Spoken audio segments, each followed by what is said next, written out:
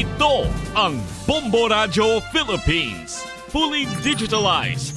Numero 1 sa balita, komentaryo, drama at serbisyo publiko. Bombo Radio Philippines. Bombo Radio Philippines. Ang inyong number 1 at most trusted radio network in the country. Basta Radio Bombo!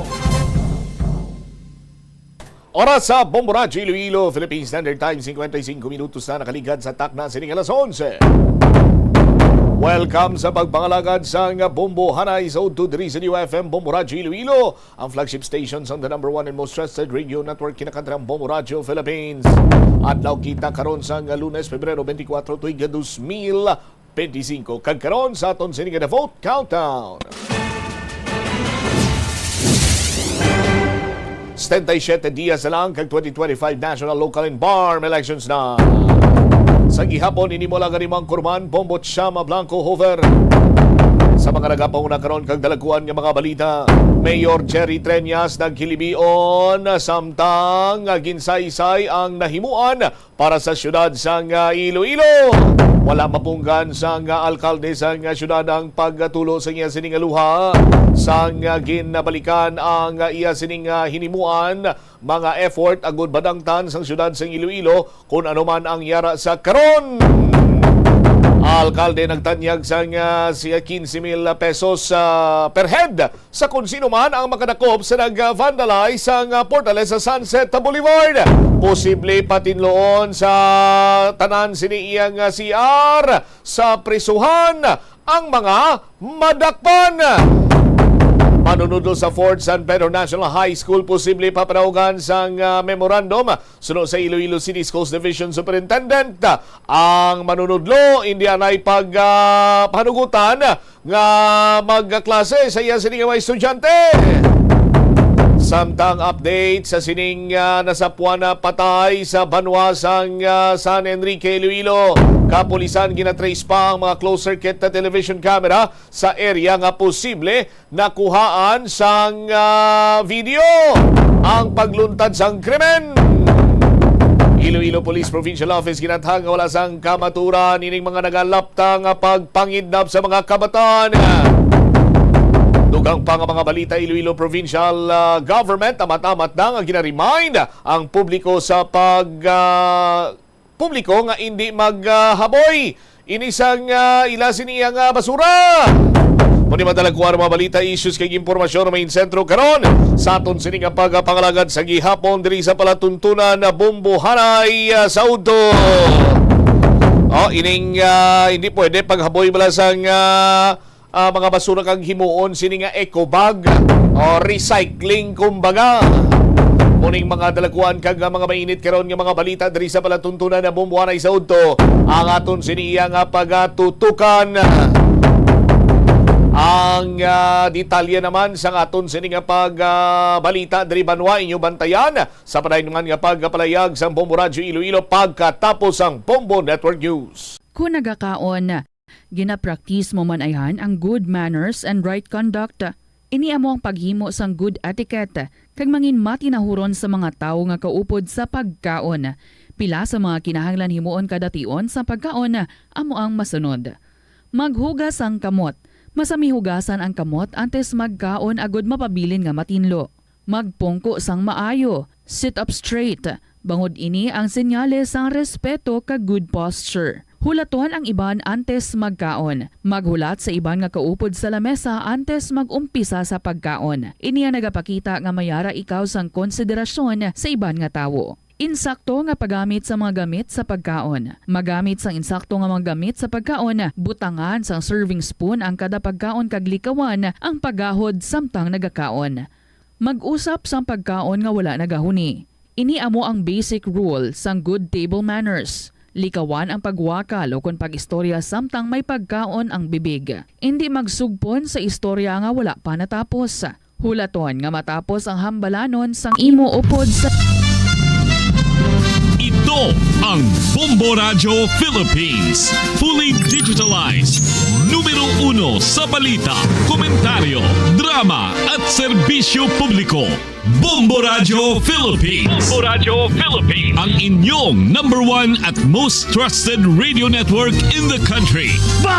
Sa Radyo Bombo! This is Bombo Network News Noontime Edition, broadcasting live at Bombo Radio Broadcast Center, Makati City, Philippines. Araw ho ngayon ng Lunes, Pebrero 24, taong 2025. 77 days to go bago ang national and local elections. Sa ulo ng ating mga balita. Sa ating mga pangunahing balita, ang Office of the Solicitor General hiniling sa Korte Suprema ang mas mahabang panahon para sumagot sa petisyong kumukwestiyon sa 2025 General Appropriations Act. Samantala, mahigit 70 universidad, eskwelahan ay nagkansila na ho o magkakansila ng pasok bilang pakikiisa sa 1986 EDSA People Power Revolution bukas. Ang Pilipinas at Japan magsasagawa naman o nagsagawa ng Defense Ministerial Meeting ngayon pong araw na ito. Samantala, si Pope Francis naman nananatiling conscious sa kabila ng mga iniindang iba't ibang sakit. Ang bagong Presidential Communications Office na si Secretary J. Ruiz nalumpa sa kanyang posisyon at agad nang sumabak sa trabaho. Sa balita sa ibayong dagat, si Ukrainian President Vladimir Zelensky abay handang bumaba sa posisyon kung kapalit ay kapayapaan ng kanilang bansa. Abangan din sa ating sports balita mamaya, ang Dallas Mavericks dumanas ng pagkatalo sa kamay ng Golden State Warriors. At live nationwide via satellite, dumako tayo sa detalye ng ating mga balita. Hiniling ng Office of the Solicitor General sa Supreme Court na bigyan ito ng mas mahabang panahon para makasagot sa petisyong inihain laban sa 2025 General Appropriations Act.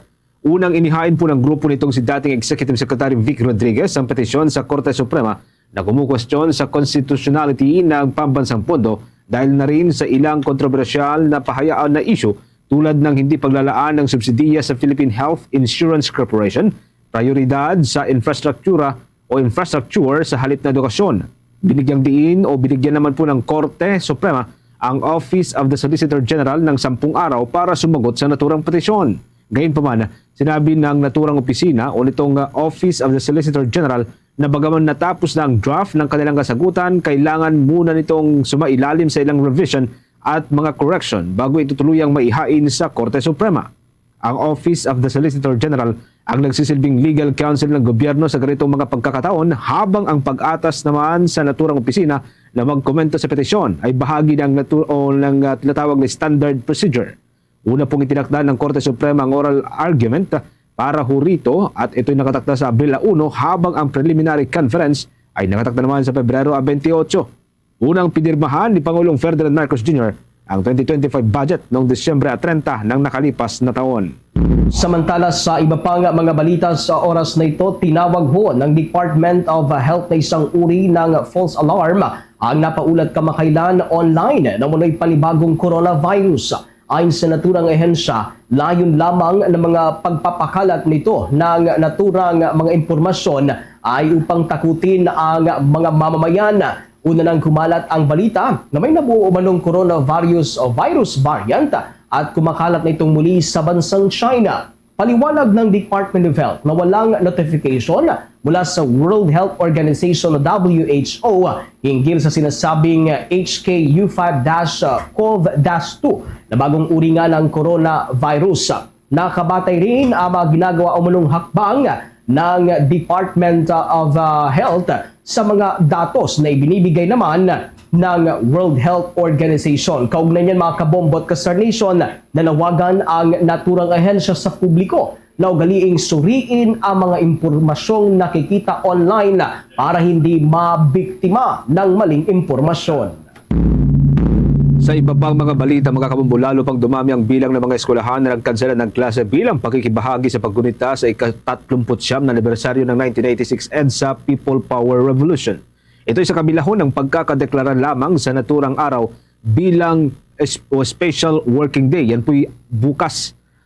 Una hong nagdeklara ang 3 universidad nitong nakalipas na linggo ng class suspension. Ito ho yung kinabibilangan ng De La Salle University, University of Santo Tomas at University of the Philippines. Sa ngayon, mga kabombo, mahigit 70 universidad, mga kolehiyo at mga high school, mga elementarya ang sumunod na at nagdesisyon na kanselahin ng klase upang bigyang daan ang paggunita sa mahalagang araw. Ang mga naturang eskwelahan ay mula ho sa Manila, Quezon City, Mandaluyong City, Marikina City, Parañaque, Las Piñas at Makati City. Dito po yan sa National Capital Region. Ilang mga universidad, college, mga high school at mga elementarya rin mula sa ibang mga probinsya at mga syudad sa labas ng Metro Manila ang sunod-sunod ding nagdeklara ng class suspension.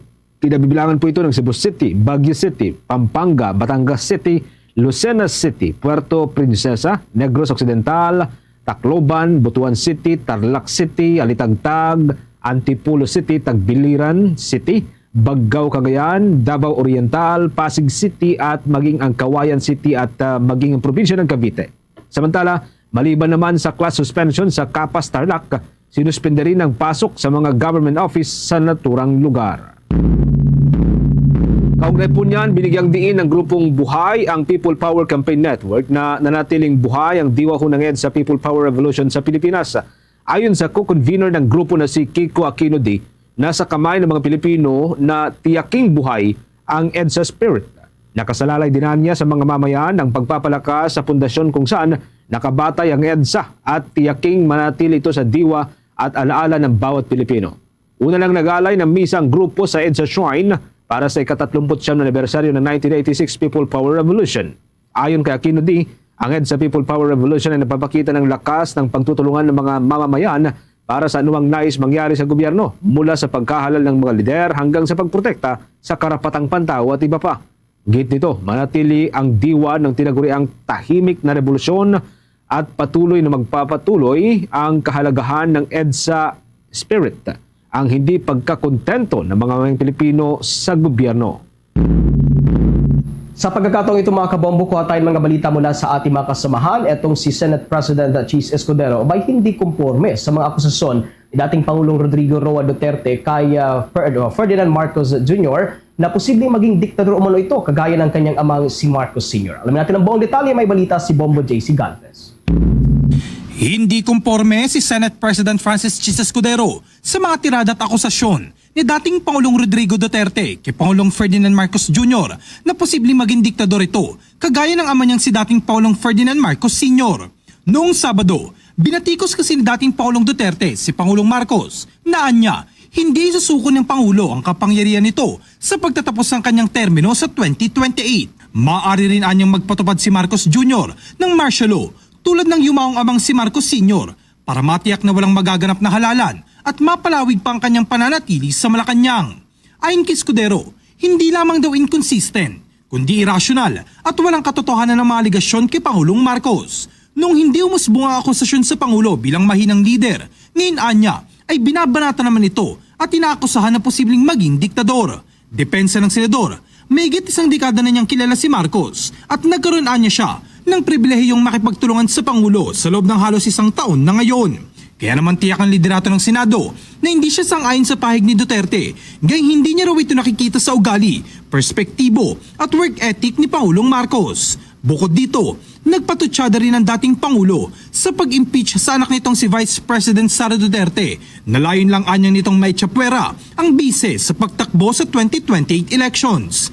Tiyak naman si Escudero na magiging patas ang Senado para wala silang dahilan o rason na questionin ang mga hakbang kapag nag-convene ng impeachment court para sa paglilitis laban kay VP Sara. Mula nung na-file yung impeachment, nanawagan na ako at nagbigay na ako ng hudyat sa mga miyembro ng Senado. Isabay na natin yung mga tumatakbo sa Senado ngayon. Mananalo man o hindi, may panalo man o wala, pasok man sa survey o hindi. Dahil hindi naman natin alam ang kapalaran kaugnay sa resulta ng halalan. Na maging maingat na huwag i-prejudge yung kaso dahil ni isa sa kanila, ni isa sa amin, wala pang nakikitang ebidensya, laban o pabor kay VP Sara para kami magsalita na kami mag-acquit o kami magko-convict. Fairness dictates, nothing less.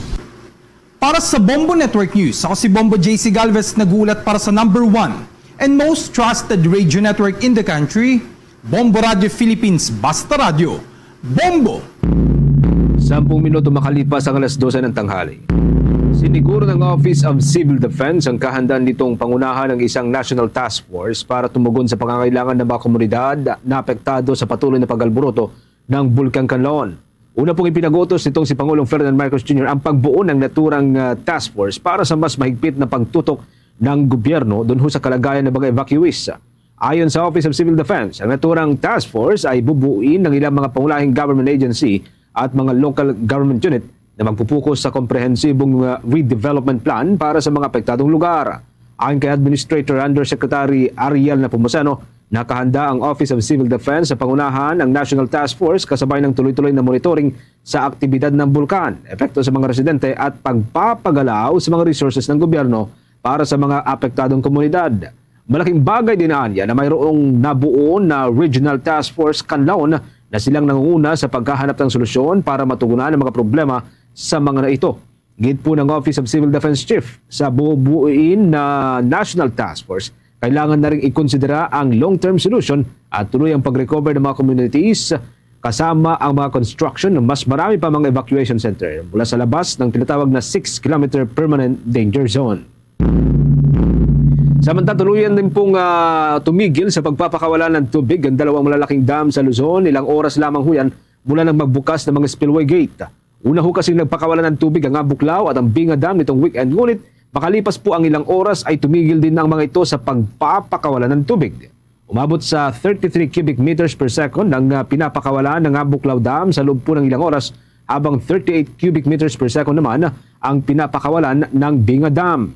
Sa kasalukuyan, nasa 574.21 meters ang level ng tubig sa Binga Dam. Bumaba po ito ng 12 centimeters mula sa dating 574.33 meters na level kahapon. Ang normal water level naman ng dam ay 575. Ibig sabihin, ilang sentimetro lamang bago po maabot ang normal high water level. Umakyat naman sa 751.70 meters ang level ng tubig sa Mayambuklao mula sa dating 751.67 meters na level nito kahapon. Ang kasalukuyang level po ng tubig sa dam ay 30 o 30 centimeters lamang bago humaabot ang normal high water level na 752 meters. Sa ngayon, wala pong malalaking dam sa bansa na nagpapakawalan ng tubig sa kabila ng mga pagulan na nararanasan sa ilang lugar. Dulot pa rin po yan ng iba't ibang mga weather system. Samantala, ito namang si Palau President Whips nasa bansa para sa 2 araw na official visit nito bago ang PCO Secretary na si Jay Ruiz nanumpa na kay Pangulong Ferdinand Marcos Jr. at agad nasasabak o sumabak sa trabaho. Alamin natin ang buong detalye, may balita si Bombo Annalise Soberano. Malugod na tinanggap ni Pangulong Ferdinand Marcos Jr. si Palau President Surangel Whips Jr. dito sa Palasyo ng Malacanang ngayong araw. Nasa bansa si Whips para sa kanyang unang official visit dito sa Pilipinas. Sa kanyang pagdating, binigyan siya ng arrival honors ng Pangulo bago ipakilala sa delegasyon ng Pilipinas. Matapos ang arrival honors, sabay na naglakad si Pangulong Marcos at si Whips patungo sa loob ng palasyo para sa paglagda sa guest book. Nagkaroon ng bilateral meeting ang dalawang leader sa State Dining Room dito sa Palasyo ng Malacanang. Sa pulong, nagpapalitan ng pananaw ang dalawang leader hinggil sa pagpapalawak ng kooperasyon sa mahalagang larangan tulad ng pangisdaan, kalakalan, pamumuhunan, konektibidad, ugnayan ng mga tao. Nakatakda rin silang lugarin ang potensyal na pakikipagtulungan sa larangan ng kalusugan at paggawa na kinikilala ang mga makabuluhang kontribusyon ng halos 3,000 na mga Pinoy na naninirahan at nagtatrabaho sa Palau. Ang kanilang mga pag-uusap ay nagtakda ng entamplado para sa mas malapit na pakikipag-ugnayan na humantong sa milestone ng ika-30th anibersaryo ng diplomatikong relasyon sa pagitan ng Pilipinas at Palau. Ito ang unang official visit ni Pangulong Whip sa Pilipinas na nagbigay diin sa panibagong pangako na palakasin ang diplomatiko at pang-ekonomiyang ugnayan ng dalawang bansa. Samantala, sumabak na kaagad sa trabaho ang bagong pinuno ng Presidential Communications Office Secretary Jay Ruiz at ang bagong Undersecretary at Presidential Press Officer na si Attorney Clarissa Claire Castro. Ito'y matapos silang manumpa sa pwesto sa harap ni Pangulong Marcos kaninang umaga. Sa isang panayam, sinabi ni Secretary Ruiz na malinaw ang marching order sa kanila ng Pangulong Marcos. Ito ay iparating sa taong bayan ang mga programa ng gobyerno at ang totoong mga impormasyon. Sinabi ni Ruiz, nais ng Pangulo na hindi maligaw sa katotohanan ang publiko sa dami kasing kumakalat ngayong disinformation. Pakinggan natin ang pahayag ng bagong PCO Secretary Jay Ruiz. Ang panawagan ko lang po sa Malacanang Press Corps, dati naman tayo magkakasama, sana po Partners po tayo sa development of education. Partners po tayo sa pagbibigay po ng katibakan. Yun po, at siyempre, sa taong bayan naman, huwag basta-basta maniniwala sa sinungalingan, labanan po natin ang fake news. Samantala, nilinaw naman ni Palace Press Officer Attorney Claire Castro na si Pangulong Marcos pa rin ang magsasalita para sa kanyang sarili at mga gustong sasabihin nito sa taong bayan. Nagbigay din ng pahayag si Castro kaugnay sa alegasyon ni dating Pangulong Rodrigo Duterte na ang administrasyong Marcos ay naghahanda na isailalim sa ang bansa sa isang diktadurya. Sinabi ni Castro na walang ebidensya ang dating Pangulo para sa kanyang mga pahayag. Ayon sa bagong Palace Press Officer na hindi dapat maniwala ang publiko sa mga pahayag na ganito dahil malinaw na pang-iintriga at pagplanta o pagtanim ng ebidensya. Popular dito tinukoy ni Castro ang naging kaso ni dating Senator Leila de Lima. Pakinggan natin si Palace Press Officer Undersecretary Claire Castro. The President. Ang una kong sinabi dyan noon ay anong ebidensya? Paano mapapatunayan? At tulad na sinabi ko, hindi tayo pwedeng maniwala sa mga pang-iintriga lamang na walang ebidensya. At ito naman, siguro naman ay natatandaan ninyo, nung panahon ni dating Pangulong Duterte, inamin niya, fiscal pa lang siya, expert na siya sa pag-intriga at pagplanta ng ebidensya. Siguro naman napatunayan na natin yan sa panahon ni Senator Leila de Lima. So ano pa ba ang ating i-expect sa dating Pangulong Duterte? Gumawa ng intriga, magplanta ng ebidensya. Thank you po. Si Presidential Press Officer Attorney Claire Castro. Live mula dito sa Malacanang, Bombo Anali Montaño Soberano nag-uulat para sa number 1 and most trusted radio network in the country, Bombo Radio Philippines, Basta Radio, Bombo. Oras na natin 17 minutes makalipas ang alas 12 ng tanghali. Pinatikos ng samahan ng mga magulang ng mga anak ng biktima ng Dengvaxia, itong si dating Department of Health Secretary at ngayon po Iloilo 1st District Representative Janet Garin dahil sa pagpapalabas ng maling impormasyon umano na naibasura ang mga kasong sinampalaban sa kanya. At ayon po sa grupo, ang 8 kasong ibinasura ng Quezon City Court ay isinasa ilalim pa sa motion for certiorari sa Court of Appeals. Inakusahan si Congresswoman Garin ng pagsayang ng 3.5 billion pesos na pondo para ho sa Dengvaxia na ipinagbawal ng Administrasyong Duterte. Nag-file din ang Public Attorney's Office ng motion for reconsideration sa Department of Justice na hindi umano isinasaalang-alang ang pagkamatay ng 170 mga bata pagkatapos mabakunahan. Sinabi na naturang samahan na ipagpapatuloy ang pagliliti sa ikalawang batch ng mga kaso sa ilalim nitong si Judge Ceciline Burgos Villaverta.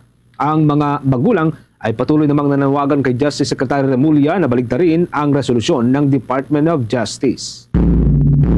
Sa iba pa mga balita, tiniyak ng Bureau of Customs sa pamagitan ni Commissioner Bienvenido Rubio na mananagot ang mga opisyal na makapatunayang sangkot sa pagtatangkang resale o ibenta ng higit kumulang 270 million pesos na halaga ho ng mga smuggled cigarette sa Capas Tarlac. Ayon sa National Bureau of Investigation, patuloy nilang inaalam kung may mga naging posibleng partisipasyon ang ilang mga opisyal o tauhan ng customs na kasama sa insidente. Para sa investigasyon, may inatasan na itong si Commissioner Rubio at yan po ay ang Customs Intelligence and Investigation Service na magsagawa ng isang mabusising investigasyon o pagsisiyasat at magsumite agad ng incident report kay Commissioner Rubio para sa agarang aksyon. Pagtitiyak naman ng Bureau of Customs, ang hakbang na ito ay isa sa patunay na patuloy ang kanilang pagkontra sa smuggling at ilan pang illegal na aktibidad na may kaugnayan dito. Samantala, nung nakaralipas na taon ay nasabat ng Bureau of Customs ang higit sa 9.3 billion pesos na halaga ng mga illegal na sigarilyo at mga electronic cigarette o yan po mas kilala sa tawag na vape. Sa iba pang mga balita sa oras na ito, Pilipinas at bansang Japan abay nagsagawa ng Defense Ministerial Meeting ngayong araw. May buong detalye dyan si Bombo Kelly Cordero. Nagsagawa ng ministerial meeting ngayong araw ang Pilipinas at Japan para pagtibayin pa ang bilateral at multilateral cooperations ng dalawang bansa. Sa pangunguna ni Philippine Defense Secretary Gilberto Teodoro Jr. at Japanese Defense Minister Gen Nakatani, tatalakayin dito kung papaano pa mapapalakas at paiigtingin ang ugnayan ng dalawang bansa sa usapin ng external defense. Ayon kay Secretary Teodoro, ang pagbisita ng Japanese Defense Minister sa Pilipinas ay nagpapatunay na ang bilateral relations ng dalawang bansa ay nananatiling matatag. Umaasa raw si Secretary Secretary Teodoro na kasama sa mapag-uusapan nila ngayong araw ang shared values ng rules-based international order laban sa mga aksyon o unilateral attempts ng China. And we look forward to the discussions this morning in even enhancing our partnerships with shared values of the rules-based international order, a free and open Indo-Pacific, a resilient Japan and Philippines against unilateral attempts by China and other countries to change the international order and the narrative. Sa opening remarks naman ng Japan Minister, anya habang ang regional at international security environment ay patuloy na nagiging masalimuot, mas lumalakas ang pangangailangan para sa Japan at Pilipinas na higit pang paigtingin ang kooperasyon at magtulungan sa depensa para sa kapayapaan at katatagan ng rehiyon at international community. Umaasa raw ang Japan ng isang malalim na diskusyon sa estratehiya sa mas malawak na perspektibo para itaas pa ang level ng relasyon ng dalawang bansa, partikular na sa usapin ng defense. Para sa Bombo Network News, Bombo Kelly Cordero nag-uulat para sa number 1 and most trusted radio network in the country, Bombo Radio Philippines. Basta Radio, Bombo! Pag in the mood for beach, time for Dunkin' Iced Spanish Latte. Pag sweater weather, time for Dunkin' Brewed Coffee. Pag nagkayaya ang magbike, time for Dunkin' Iced Americano. Anytime is Dunkin' Coffee time. My hot and iced coffee for any moment, any vibe, anytime. Eh, ikaw? Time for Dunkin' Coffee, hot or iced. Dunkin, pasalubong ng bayan.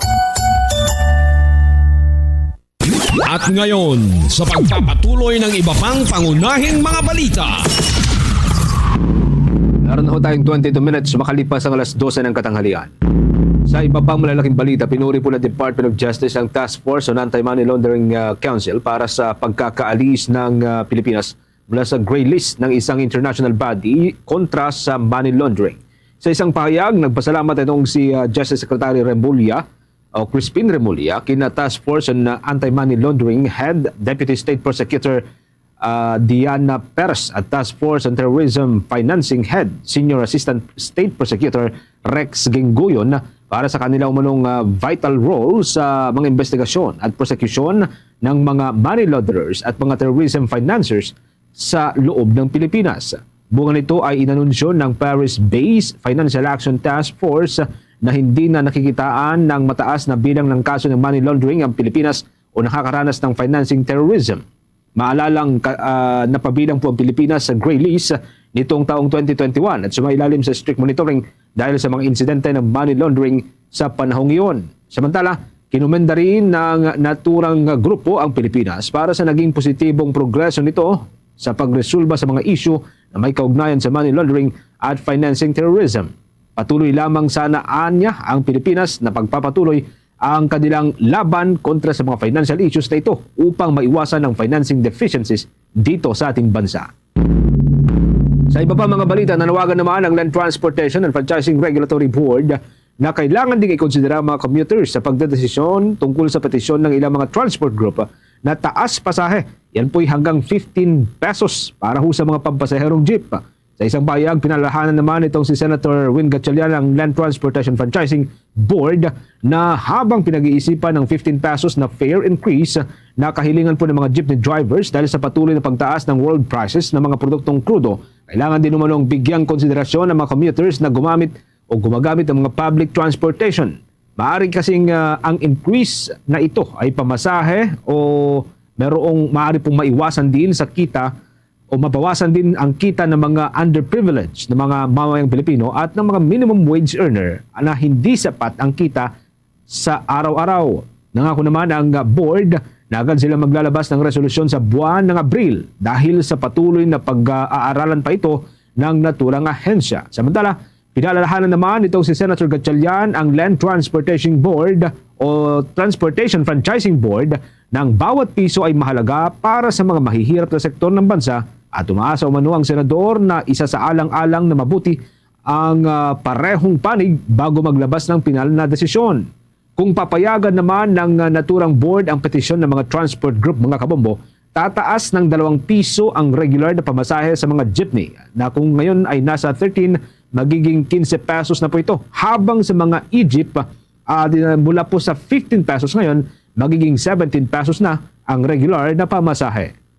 Sa balita pa rin mula sa ating mga kasamahan, eto hong pagbebenta ng mga lokal na pamahalaan ng National Food Authority o NFA Rice, umarangkada na ngayong araw. May balita si Bombo Bea Pinisa. Bombo Genesis, Bombo Victor, umarangkada na nga ngayong araw ang unang beses ng pagbebenta ng mga NFA rice sa publiko sa pamamagitan ng mga local government units. Una na ngang namahagi ng 1,000 sako ng National Food Authority buffer stocks ang lokal na pamahalaan ng San Juan City kaninang umaga bilang bahagi pa rin ng Food Security Emergency for Rice na inanunsyo ng Department of Agriculture nitong unang linggo ng Pebrero. Ayon kay San Juan City Mayor at Metro Manila Council President Francis Zamora, ito pa lamang ang unang 1,000 sakong allocated sa kanilang syudad kung saan per sako ang naging bentahan nito na nasa 1,650 pesos mabibili ng publiko. Ang naging siste kasi ng San Juan Local Government Unit ay nagsagawa muna sila ng pre-registration 3 araw nang nakakalipas upang maibenta ang paunang 1,000 sako na ito at 1,000 sako na ito at saka nag-request muli ng panibagong set para naman sa second batch ng bentahan dito. Dahil dito nakita naman daw anya na tinangkilik ng kanilang mga nasasakupan ang pagbebenta ng NFA rice ng kada sako. Sa kabilang banda naman hindi naman isinasara ng mayor ang oportunidad na ibenta ito ng tingian lalo kung ito ang magiging demand ng kanilang syudad. Pakinggan natin ang mga bahagi ng pahayag ni San Juan City Mayor Francis Zamora. Again, depende po yan sa magiging diskarte ng mga mayors natin. Bakit po kami nag-per sako? Dahil initial 1,000 sako ang allocate po sa amin. At dahil ng sinabi ko, 3 araw pa lang kami nagpa-pre-register ay ubos na agad yung 1,000 allocation. So kita natin na tinatangkilik po ng mga mamamayan yung kada sako. Ngunit kung meron naman po mga mag-request ng tingi-tingi, kaya din mo namin gawin po yun. So it's just a matter of proper inventory and accounting. Sapagkat lahat po ng makakalap na kaya dito ay i-remit din po namin back to NFA yan. So nandito ho, mapapansin na may mga resibo po sila. Meron po tayong mga taga-city treasurer's office na tumatanggap ng bayad because lahat po i-remit back po namin sa NFA within 30 days. Samantala, Bombo Genesis, Bombo Victor, para naman sa Department of Agriculture, hindi malabong maulit muli ang ganitong sitwasyon kung saan mag-aanunsyo muli ang kanilang departamento ng Food Emergency for Rice dahil paliwanag ni Agriculture Secretary Francisco Tio Laurel Jr., posible ito hanggat hindi pa naaamyendahang muli ang Rice Tarification Law. Sa ilalim kasi ng batas na ito, walang kapangyarihan ng NFA na magbenta ng kanilang buffer stock sa mga pamilihan o sa kahit anong paraan maliban na ibenta ito sa departamento. Ani Laurel, patuloy ang kanilang paghiling na mabigyang muli ng kapangyarihan ng NFA na magbenta sa mga pamilihan para mapaikot ang mga stock nila at hindi naiipon sa mga warehouses sa iba't ibang bahagi ng bansa. Kapag nangyari umano ito ay kakayanin na ng departamento na mailagay sa stable na mga presyo ang mga bigas at tuloy-tuloy nang wala ng pangangailangan na mag-anunsyo muli ng Food Security Emergency for Rice. Pakaugnay nito, pakinggan natin ang mga bahagi ng pahayag ng kalihim na si Francisco Tio Laurel Jr. Yes, mauulit ito in the future kung ang batas natin sa RTL remains the same. That's why we are requesting na mabago yung o maibalik kahit konti ang powers ng NFA para mapaikot namin itong stocks na to. Para hindi na ulit mangyari ito. At kaya na natin ma-stabilize ang presyo ng bigas tuloy-tuloy at wala nang creative na kailangan pang gawin upang magawa natin itong ganitong. Sa ngayon, Bombo Genesis, Bombo Victor, nagpapatuloy ang distribusyon ng 1,000 sako ng bigas dito sa San Juan City at inaasahan naman na hindi dito matatapos ang nagiging bentahan ng NFA rice dito sa syudad. Bombo Genesis, Bombo Victor. Anong pansin mo dun sa mga nakabili ng mga sako-sakong bigas, Bombo Bea? Kasi ang purpose dito ng DA ay para kahit papano magkaroon ng mababang presyo, no? 33 pesos kada kilo. Para dun sa mga kababayan natin na less fortunate, kabilang dun sa tinatawag na mahihirap. Yung mga nakabili ba, anong mga profile nila?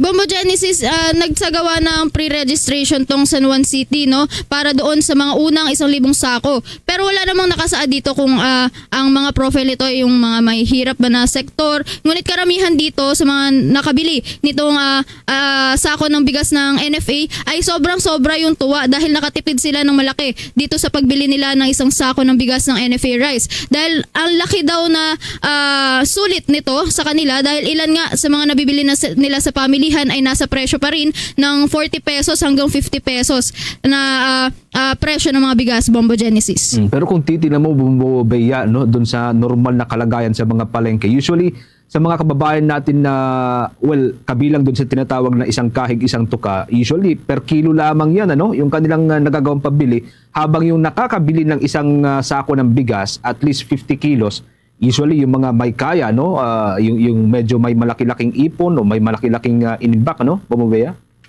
Yes, Bombo Genesis. Actually, hindi naman din sinasara ng San Juan City ang oportunidad na ibenta ito ng tingian, lalo na kung ang demand mismo ng kanilang mga nasasakupan, ito na yung hinihiling na ibenta ng tingian. Ito sa ngayon, binibenta nila ng kada sako dahil ito yung initial na allocation ng NFA o ng Department of Agriculture sa kanilang syudad, bilang ito yung paunang 1,000 sako na maibebenta sa pamamagitan ng mga local government units, Bombo Genesis.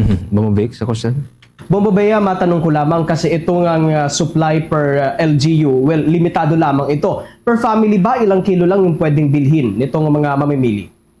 Actually, Bombo Victor, wala namang nilimit itong Department of Agriculture, no, kung ilang kilo lamang ang nais bilhin ng mga mamimili dahil ika nga nila kung ito yung pangangailangan ng mga bawat pamilya at sa tingin nila ito yung pangangailangan nila bilang isang pamilya, ito yung ibibigay ng mga local government units sa kanila. Actually, yung 150,000 buffer stock, tuloy-tuloy naman daw umano ang replenishment nito dahil anihan na nga din at patuloy lang yung magiging pagbili ng mga lokal na pamahalaan para kung ilan mang kilo o ilan man ang maging pangangailangan ng mga residente ay agad ito na mabibigyan ng mga lokal na pamahalaan, Bombo Victor. Sige, maraming salamat, Bombo Bea. Sa San Juan City, Bombo Bea Piniza nag-uulat para sa #1 and most trusted radio network in the country, Bombo Radio Philippines. Basta Radio, Bombo! Meron na ho tayong 27 minutes na lamang bago po sumapit ang alauna po ng hapon. Inilaan ng pamahalaan ng 21 billion pesos para ho sa National Disaster Risk Reduction and Management Fund ng 2025 ayon sa Kamara de Representantes. Ang halaga po ay 500 million pesos na mas mataas kumpara sa 20.5 billion pesos na inilaan noong 2024. At batay pa rin po doon sa kopya ng ating 2025 budget, layunin po ng pondo na matulungan ng mga ahensya ng gobyerno na maging handa sa pagtugon ng mga kalamidad upang mapabilis ang rehabilitasyon at pagpapatuloy ng mga pangunahing serbisyo.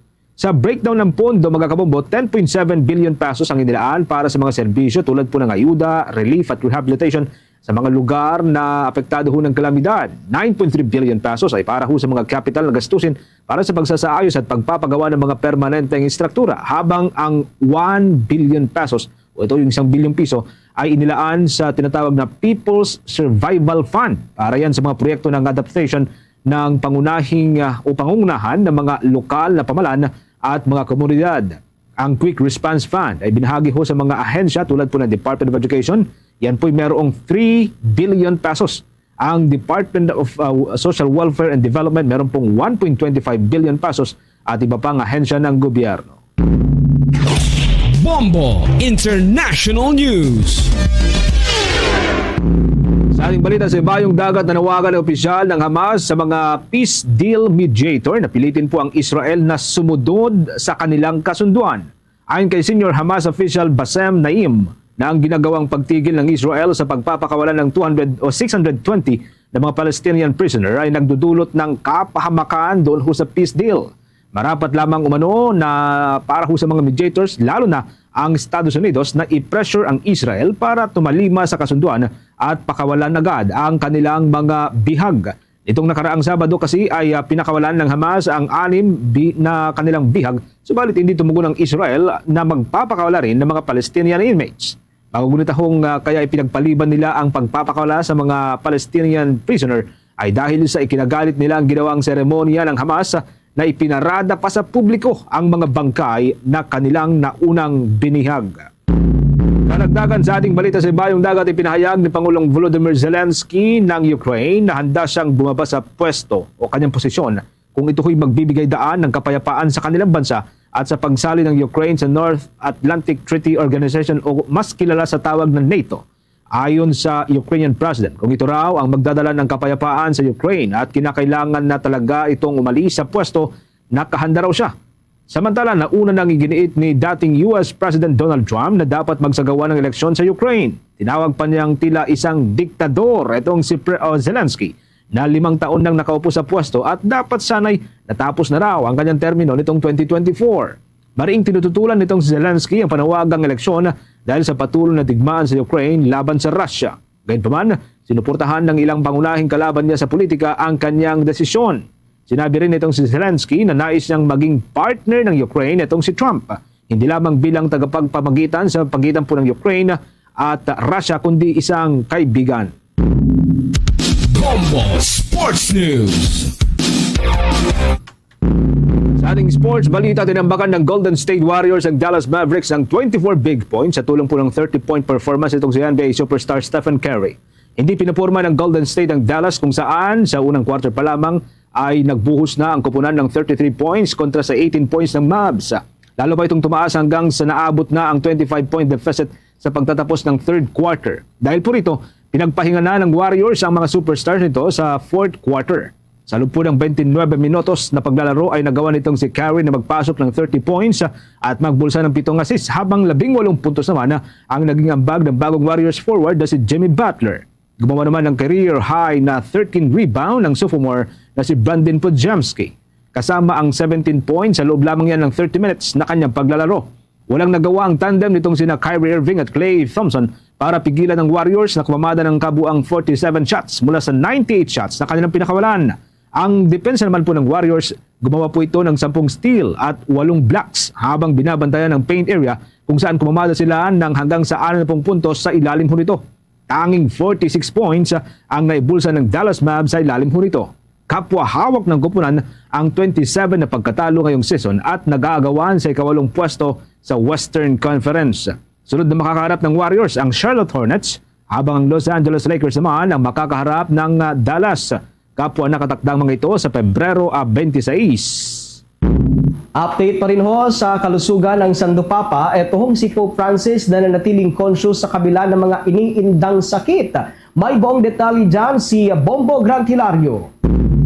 Nananatiling conscious pa rin ang leader ng simbahang Katolika na si Pope Francis sa kabila ng mga iniinda nitong patong-patong na sakit sa kalusugan. Ang naturang Santo Papa kasi ay ginagamot ngayon sa Gemelli Hospital ng Rome matapos magkaroon ng komplikasyon sa kanyang respiratory system at nakitaan parang senyales ng kidney failure. Sa isang eksklusibong panayam, kinumpirma mismo ni Father Gregory Ramon D. Gaston, STHD, Rector ng Pontificio Colegio Filipino sa Roma, ang naturang Santo Papa ay kasalukuyang may kamalayan pa rin kahit na ito'y sumasailalim sa matinding gamutan. Bagamat nasa critical na kondisyon si Pope Francis, positibong sinabi niya na hindi siya ganun kadalas na natutulog at ibinahaging patuloy ang pagbibigay ng kinakailangan nitong oxygen sa katawan. So patuloy yung kanyang kondisyon na talagang inaalagaan, no? Medyo critical, and then may konting simula ng kidney na disease, no? Kaya patuloy yung oxygen. Although at least conscious naman siya, aware naman siya, at hindi siya yung natutulog lagi, no? Ganun. So patuloy yung pag-alaga sa ating Santo Papa. Dahil dito, inihayag din ni Father Gregory Ramon D. Gaston na kasama sa kanyang mga napagmasdan habang nasa Roma ay ang pagtitipon ng ilan sa labas ng Gemelli Hospital upang ipanalangin ang kagalingan ng Santo Papa. And then may mga pumupunta din doon sa Gemelli Hospital. Itong Gemelli Hospital, mga 10 minutes away from the Vatican, kung naka-ambulance, may police escort. So hindi naman ganun kalayo. Actually, itong Colegio Filipino kung saan kami ngayon, more or less midway kung galing ka Vatican, papunta kang Gemelli Hospital.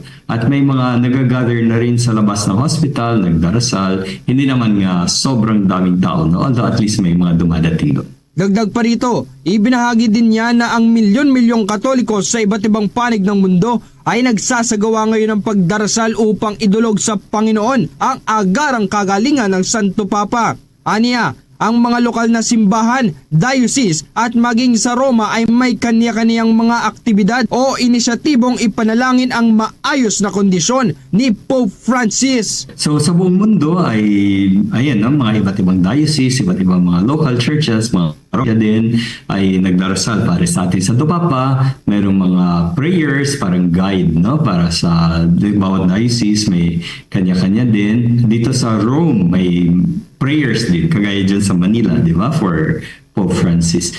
Para sa Bombo Network News, Bombo Grantilario, nag-ulat para sa #1 and most trusted radio network in the country, Bombo Radio Philippines. Basta Radio, Bombo! Samantala, ito namang grupo ng mga kabataan abay nananawagan na huwag ipagpaliban ang barangay at sangguniang kabataan eleksyon ngayong taon. May buong detalye dyan si Bombo Isa Cotoner. Bombo Genesis, Bombo Victor, ipinahayag ni National Anti-Poverty Commission Youth and Student Sectoral Council Representative Ninian Sumadia na hindi sila pabor sa pagpapaliban ng barangayan sangguniang kabataan elections na mangyayari sa Desyembre ng kasalukuyang taon. Sinabi ni Sumadia na marapat lamang na pakinggan ng mga mambabatas ang mga hinaing ng mga basic sectors at civil society groups pagdating sa pagpapaliban ng halalan para sa barangay at sangguniang kabataan. Anya, mahalaga ang eleksyon dahil napapakita rito ang paggamit ng karapatang pangdemokratiko ng mga Pilipino. Kaugnay niyan, pakinggan natin ang pahayag ni Ninian Sumadia. Inihiling po namin sa ating pong mga legislators na pakinggan yung boses ng mga basic sectors, yung boses po ng mga civil society organizations, ng mga leader po sa kanilang mga komunidad, kung ano po yung posisyon po pagdating po dito sa postponement at term extension ng ating mga barangay and SK officials. Samantala, hinimok din ni Sumadia ang mga kabataan na mas maging matalino pa sa pagpili ng mga ibobotong kandidato. Tignan ang mga track records at mga posisyon nila sa mga issue ng bansa dahil dito masasalamin ang tunay na katangian ng mga kandidato. Kaugnay niyan, pakinggan ulit natin si Ninian Sumadia. Hinihikayat po natin ang ating pong mga kapwa kabataan na mas maging matalino doon sa pagboto. Tignan po natin yung track record ng mga kumakandidato. Tignan natin ano yung posisyon nila sa mga iba't ibang mga issues. At ganun din, ano ba talaga yung programa nila na gustong ilunsad kung sila po ay maluklok nga sa pwesto. Sa kaugnay pang balita, Bombo Genesis, Bombo Victor para sa paghahanda sa halalan, sinabi ni Commission on Elections Chairman George Erwin Garcia na planong buuin ng poll body ang Task Force Respect o ang Task Force Regulation and Enforcement of Survey Practices for Election Credibility and Transparency. Ang task force na ito ang magbabantay sa mga survey organization at firms na maglalabas ng mga political surveys sa panahon ng halalan. Plano rin nilang makipagpulong sa kanila ngayong darating na Huwebes upang matiyak ang commitment nila na susunod sila sa guidelines na nilabas ng tanggapan. Matatandaan na naglabas ang poll body ng resolusyon na nagpapa-require sa mga survey firms at organizations na magparehistro para sila ay mabantayan din ng komisyon. Ngunit nilinaw ni Garcia na hindi kasama rito sa pagpaparehistro ang mga media, religious organization, civic organizations at mga educational institutions na magpapasurvey sa publiko. Kaugnay niyan, pakinggan natin ang pahayag ni COMELEC Chairman George Erwin Garcia. Sila ang responsible sa pagpapatupad ng guidelines natin sa regulasyon patungkol sa survey, organization, and firms. In fact, plano ng task force na magkaroon ng pagpupulong ngayon darating na Huwebes sa mga organisasyon na yan upang magkaroon sila ng commitment at pledge tungkol sa kanilang pagtalima at pagsunod sa ating nilabas na kalatas o guidelines. Bombo Genesis, Bombo Victor.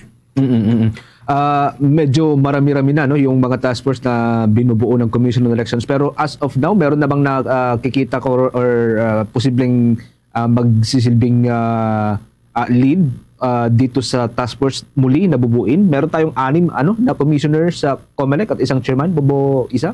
Sa ngayon no, Bombo Genesis, wala pa talagang tiyak kung sino ang mamumuno dito na commissioner dito sa planong buuin na task force ng poll body. Pero ayun nga, katulad ng sinabi ni COMELEC Chairman George Erwin Garcia, ay ipapakita niya muna ito sa COMELEC Anbank at pag-uusapan nila kung paano ang magiging usapin dito at kung sino ang mamumuno dito, Bombo Genesis.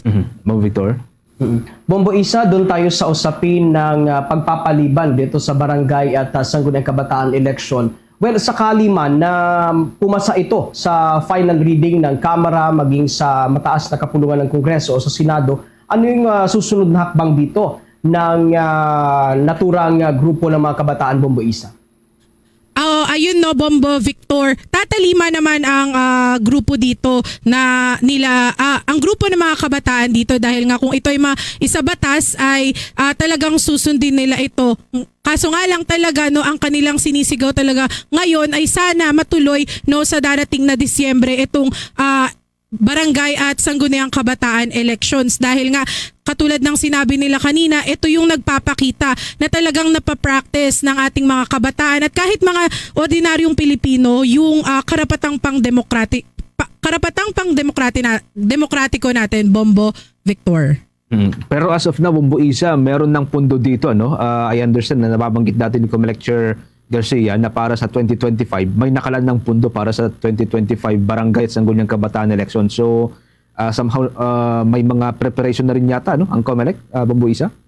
Yan no, Bombo Genesis, kasi katulad nga rin talaga ng laging paglilinaw no ni COMELEC Chairman George Erwin Garcia na hanggat sa panukalang batas pa lamang itong mga ginugulungan na batas para kunwari dito sa barangay and SK elections ay patuloy pa rin ang paghahanda ng komisyon at hindi sila titigil dahil nga katulad ng pagpapaliwanag ni Chairman George Erwin Garcia na kapag tumigil sila at kung sakaling matuloy ito sa Disyembre ay sila naman ang maiipit sa timeline, Bombo Genesis.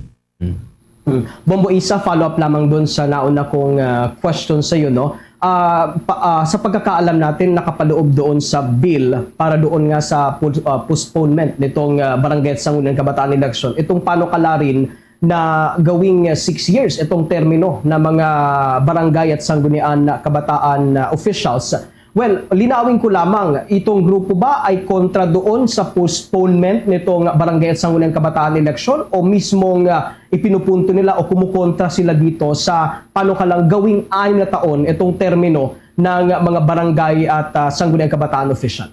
Bombo Victor, no, ayon doon sa ating pakikipag-usap dito sa grupo ng kabataan na ito no, na pinangungunahan ni Ma'am Ninian Sumadia, no, sa kabuuan sila hindi sang-ayon doon sa pagpapaliban ng barangay and SK election, Bombo Victor, kasi nga katulad ng kanilang sinasabi ay parang talagang ito ang humaharang sa kanilang karapatang pangdemokratiko, kaya naman isinusulong din talaga nila na ngayong taon sana no, sa darating na Disyembre ay matuloy na ito, Bombo Victor.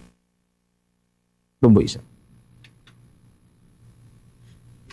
Mula sa COMELEC Office Intramuros, Manila, Bombo Isa Cotoner para sa The Vote 2025 coverage ng Bombo Radio Philippines, the #1 and most trusted radio network in the country. Basta Radyo, Bombo! Meron na lamang po tayong 12 minutes bago po sumapit ang alauna ng hapon. Dako tayo sa ating mga provincial report, mga kabombo. Ito kung mayroong 16 na coastal municipalities. Sumaapela ho sa Korte Suprema laban dun sa pagpasok ng commercial fishing sa municipal waters dun po sa may bahagi ng Iloilo. May update dyan ang Bombo Radio Iloilo. Isinumite na ng pamahalaang panlalawigan ng Iloilo ang mga dokumento sa Korte Suprema bilang pagtutol sa naging desisyon ng Korte na nagpapahintulot sa mga commercial fishing vessels na makapasok sa municipal waters ng Iloilo. Sa panayam ng Bombo Radio Iloilo kay Attorney Dennis Ventilason, ang pinuno ng Iloilo Provincial Legal Department, sinabi nitong nakatakdang maghain ng motion for leave of court ang pamahalaang panlalawigan ng Iloilo sa ilalim ng direktiba ni Governor Arthur Defensor Jr. Ito ay upang makialam sa kaso at maiksamang karagdagang mga dokumento inihain ng mga petitioner kaugnay ng desisyon ng Korte Suprema na nagpapahintulot sa commercial fishing vessels na pumasok sa 15-kilometer municipal waters. Kabilang si Attorney Ventilason at sa Provincial Agriculture Office Fisheries Division Head Felina Grace Basco sa nagsagawa ng huling pagsusuri sa mga dokumento bago ito isumite sa Korte Suprema. Kamakailan lamang ipinasa ng Sangguniang Palalawigan ang Resolution 2025-062 na nagbibigay ng otoridad kay Governor Defensor na katawanin ang lalawigan ng Iloilo sa Korte Suprema kaugnay ng mga petisyong inihain laban sa desisyon ng Supreme Court. Ayon kay Ventilason, 16 na bayan ang naghain ng petisyon, karamihan mula sa mga coastal municipalities. Nakasaad sa petition letter ang mga pangamba ng mga mangingisda kabilang ang negatibong epekto ng pagpasok ng commercial fishing vessels sa kanilang kabuhayan.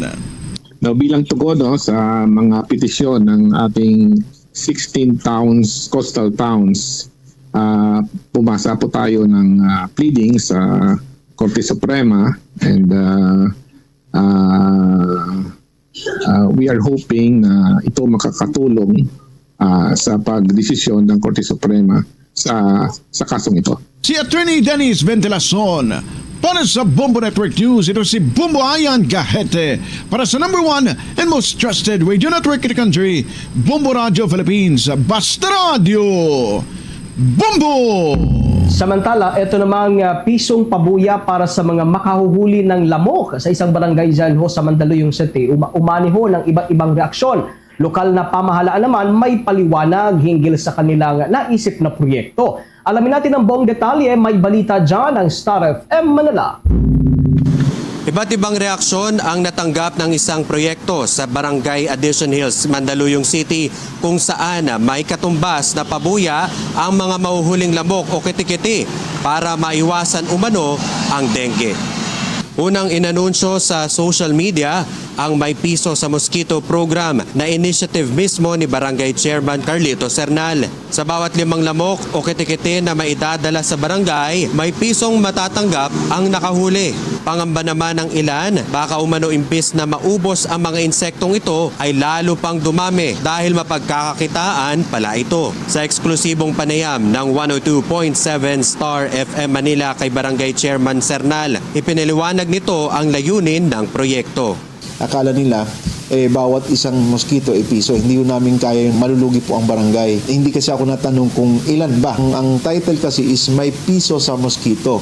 Hindi naman pinag-usapan dito may piso bawat mosquito, kundi may piso sa mosquito. Ang aming konsepto dito ay magdadala po ang ating mga kabarangay ng at least 5 pieces of mosquito, buhay man o patay, kasama ang mga kitikiti. Isa lang naman umano ito sa mga programa nila para malabanan ang dengue. Dagdag pa ng kapitan, hindi ito matutulad sa Cobra effect na nangyari sa bansang India kung saan naisipan ng mga tao ang breeding. Ang sinasabi ng ating mga netizen, baka maging Cobra effect na katulad ng India na nagkaroon din sila ng ganyang reward system. Tapos at the end of the day, biglang nag-alaga pala ng Cobra ng mga taga-India. Ito naman, hindi po ito mangyayari kasi nga po ito, case-to-case basis na pwede namin itong itigil itong programa once na yung aming cases ng dengue ay bumaba na at nasabi na sa akin ng aming City Health na, Kapitan, mababa na ang dengue cases mo, so pwede ko na i-lift yung program. Kaya hindi pwede sabihin na para mag-breed yung aming mga kabarangay at mag-alaga ng mga lamok. Isa nga ang lungsod ng Mandaluyong sa mga tinututukang lugar kaugnay ng dengue at nakapagtala na ito ng 44 na mga kaso ng sakit. Mula rito sa Mandaluyong City, nag-uulat Star DJ German Bolero ng 102.7 Star FM Manila para sa number 1 and most trusted radio network in the country, Bombo Radio Philippines. Basta Radio. Bombo! Sa usapin pa rin ng dengue mga kabombo, ito hong mga dengue cases sa bansa posibleng bumaba na sa summer season pero dapat pa rin daw paghandaan sa pagpasok ng tagulan sa Hulyo. Yan po'y batay na rin sa pagtaya ng mga health expert. May update ang Bombo Radio Ligaspi. Aminado ang isang health expert na bahagyang nakakabahala ang surge ng dengue cases sa ilang bahagi ng bansa. Ito lalo pa na nakakapagtala ng mga pasyenteng binabawian ng buhay dahil sa naturang sakit. Ayon kay Octa Research Fellow Dr. Guido David sa panayam ng Bombo Radio Ligaspi na mas maagang naitala ang surge ng dengue ngayong taon dahil na rin sa pagbabago ng weather patterns dulot ng climate change. Itinuturing naman ng Octa Research na mas mataas ang mga kaso ng sakit ngayong nakararaang taon kumpara sa surge noong Hulyo 2022. Sa kabila nito ay nakikita umano ang posibilidad na bumaba ang dengue cases ngayong buwan ng Marso dahil sa summer season, subalit pinaghahanda pa rin ng opisyal ang pagbabalik ng pagtaas ng kaso sa mga buwan ng Hulyo hanggang Agosto dahil sa panahon ng tag-ulan. Dahil dito ay sinabi ni David na mas mainam pa rin ang pagkakaroon ng inisyatiba ng mga lokal na pamahalaan upang malabanan ang pagkalat ng dengue virus. Well, it's actually kind of alarming to be honest. Kasi yun nga, yung firstly, yung number of cases is higher than we've seen over the past 5 years. And it's alarming dahil yung timing na at this time of the year, we're seeing this surge. Para sa Bombo Network News, mula rito sa Bombo Radyo Legazpi, ito si Bombo Romela sa Kayan Wanda sa nag-uulat for the number 1 and most trusted radio network in the country, Bombo Radio Philippines. Basta Radio, Bombo! Samantala, ito namang paglitaw ng mga lumot dyan sa Boracay, walang dapat ipangamba ang mga turista dahil ligtas pa rin na paliguan ang naturang dagat. May buong detalye dyan ang Bombo Radyo Kalibo. Pinawi ng First Boracay Master Divers Association Incorporated ang pangamba ng mga turista sa muling paglitaw ng algae o lumot sa dalampasigan sa isla ng Boracay. Ayon kay Louie Aron, tubong Boracay at supervisor ng nasabing asosasyon, normal lamang aniya ang paglabas ng algae lalo na't papalapit ang summer season. Noong 1980s anya na hindi palibo-libong mga turista ang naliligo sa bawat araw sa dagat ay kinakain ng mga isda ang lumot at mabilis itong lumago lalo na kung hindi maalon ang dagat. Dagdag pa ni Aron, hindi na balanse ang ecosystem sa Boracay ngunit tititiyak nito na malinis at ligtas na paliguan ang dagat. Unti-untian niyang mawawala ang algae sa paglipas ng mga araw, ngunit makikita pa rin ito sa dalampasigan na magtatagal ng hanggang buwan ng Mayo. Tiniyak nito na walang dapat ikabahala ang lahat dahil sa nanatiling malinis ang Boracay at itinuturing na natural phenomenon ang paglitaw ng mga lumot na ayon pa sa mga matatanda ay nagmamantini sa maputi at pinumbuhangin na binabalik-balikan ng mga turista sa isla. Nagkakaroon ito ng lumot nung magkaroon nito ng change temperature. Dating kasi ng December, doon yan siya nagsisimula yung algae. Sa ngayong buwan, steady yung amihan, and then hindi nagagalaw yung walang alon dyan sa front dates. Talagang mabilis itong lumago itong algae na to. Itong lumot na ito na tumutubo, hindi na rin kasi ito balance. Hindi po yun totoo na dumi. Si Louie Aron, supervisor ng First Boracay Master Divers Association Incorporated, sa kanyang naging pahayag. Para sa Bombo Network News, mula dito sa Bombo Radio Kalibo, Bombo Vince Josh Reyes nag-uulat. Para sa number 1 and most trusted radio network in the country, Bombo Radio Philippines. Basta Radio, Bombo! Bombo International News. Ito hong kondisyon ni Pope Francis abay unti-unti nang umaayos. Santo Papa inulan ng panalangin para sa mas mabilis na paggaling. May buong detalye dyan ang Bombo Radyo Bacolod. Inihayag ng Pinoy sa Rome, Italy na unti-unti nang umaayos ang kondisyon ni Pope Francis. Sa panayam ng Bombo Radyo Bacolod kay Bombo International News Correspondent Jeff Vinas Lagos, direkta sa Rome, Italy, patuloy ang paggamot sa Santo Papa sa Gemelli Hospital sa Roma. Ayon dito, unang ibinalita na lumalala ang kondisyon ni Pope Francis dahil sa germs na tumama sa respiratory system nito na agad namang nagamot ng mga doktor. Pahayag ni Lagos na kahit nakita na umaayos na ang kondisyon ng Santo Papa, hindi pa nasisiguro ang magiging kondisyon nito sa mga susunod na araw dahil sa epekto ng pneumonia. Madaming misa din ang isinagawa sa Italy at madami rin ang nagparating ng panalangin sa mabilis na paggaling ng Santo Papa at ito ay madalas na makikita sa social media post. Nandito pa sa hospital Bombo Dennis as of now kasi inobserbahan pa rin pero out of na siya, parang out of critical siya condition pero hindi natin masabi kasi yan ang pneumonia yan at saka na si Pope Francis pero ipipray lang natin na makarecover pa rin siya sa kanyang kalagayan ngayon. Yan ang ulat mula rito sa Bombo Radyo Bacolod. Para sa Bombo Network News, ito si Bombo Glory Faith Alciario. Para sa number 1 and most trusted radio network in the country, Bombo Radio Philippines, Basta Radio, Bombo! Mga kabombo Star Nation, tuloy-tuloy po sa pagsubaybay sa ating 31 fully digitalized AM at mga FM station gamit po ang ating mga social media pages. After po ng Bombo Network News, pwede po niyo subaybayan ang ating mga provincial station sa kanilang mga social media pages like Facebook, YouTube, TikTok at Bombo Mobile App. Diyan sa bahagi po ng Visayas area, mga kabombo Star Nation, pwede po niyo subaybayan ang ating mga provincial station po dyan para ho sa mga Ilonggo. Nariyan po ang Bombo Radio Iloilo, Bombo Radio Bacolod at Bombo Radio Rojas. Para Cebuano, nariyan ang Bombo Radio Cebu, ang Bombo Radio Kalibo para ho sa mga Aquianon at ang Bombo Radio Tacloban para ho sa mga Waray. Mga kababot ka Star Nation, bago tayo magtapos, sama-sama tayong manalangin para sa kagalingan ni Pope Francis. Loving and merciful God, we implore you to look kindly upon your servant, Pope Francis. Touch him with your compassion and consolation. Restore his health and renew his strength in mind, body, and spirit. Surround him with your peace and the support of the prayers of your holy people. We place Pope Francis in your healing love through the doctors, nurses, and medical professionals who take care of him. We ask this through Christ our Lord. Amen. Mary, health of the sick, pray for us. Luzon, Visayas at Mindanao at maging sa buong mundo yan na pong kabuuan ng ating balitaan para sa pangtanghaling edisyon ng Bombo Network News. Mula dito sa News Center Makati para sa number 1 and most trusted radio network in the country, Bombo Radio Philippines, Basta Radio. Bombo! Punto launa na sa hapon, balik na diri sa pagpangalagad sa Bombo Hanay sa udto sa DYFM Bombo Radio Iloilo. Standby sa aton sining mga kabombo sa mga balita kag impormasyon subong iyang hapon sa aton sining pagpangalagad.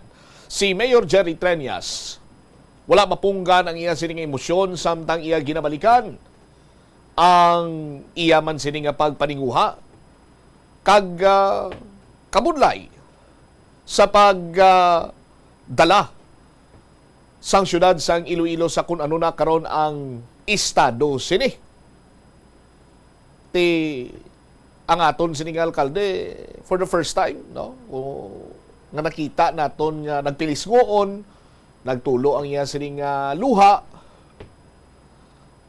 kag gin-share sa aton kung ano man ang mga struggle sadto kag kung ano ang nangin resulta nangin bunga sa iya sining struggle during the time sang una siya nga nagpungko bilang alkalde sang syudad. Lakip na ang kasugpon sini may kantanan man sa plano sang alkalde sa pananglitan makatudlo sa mga nag-vandalize sang portalet sa may Sunset Boulevard.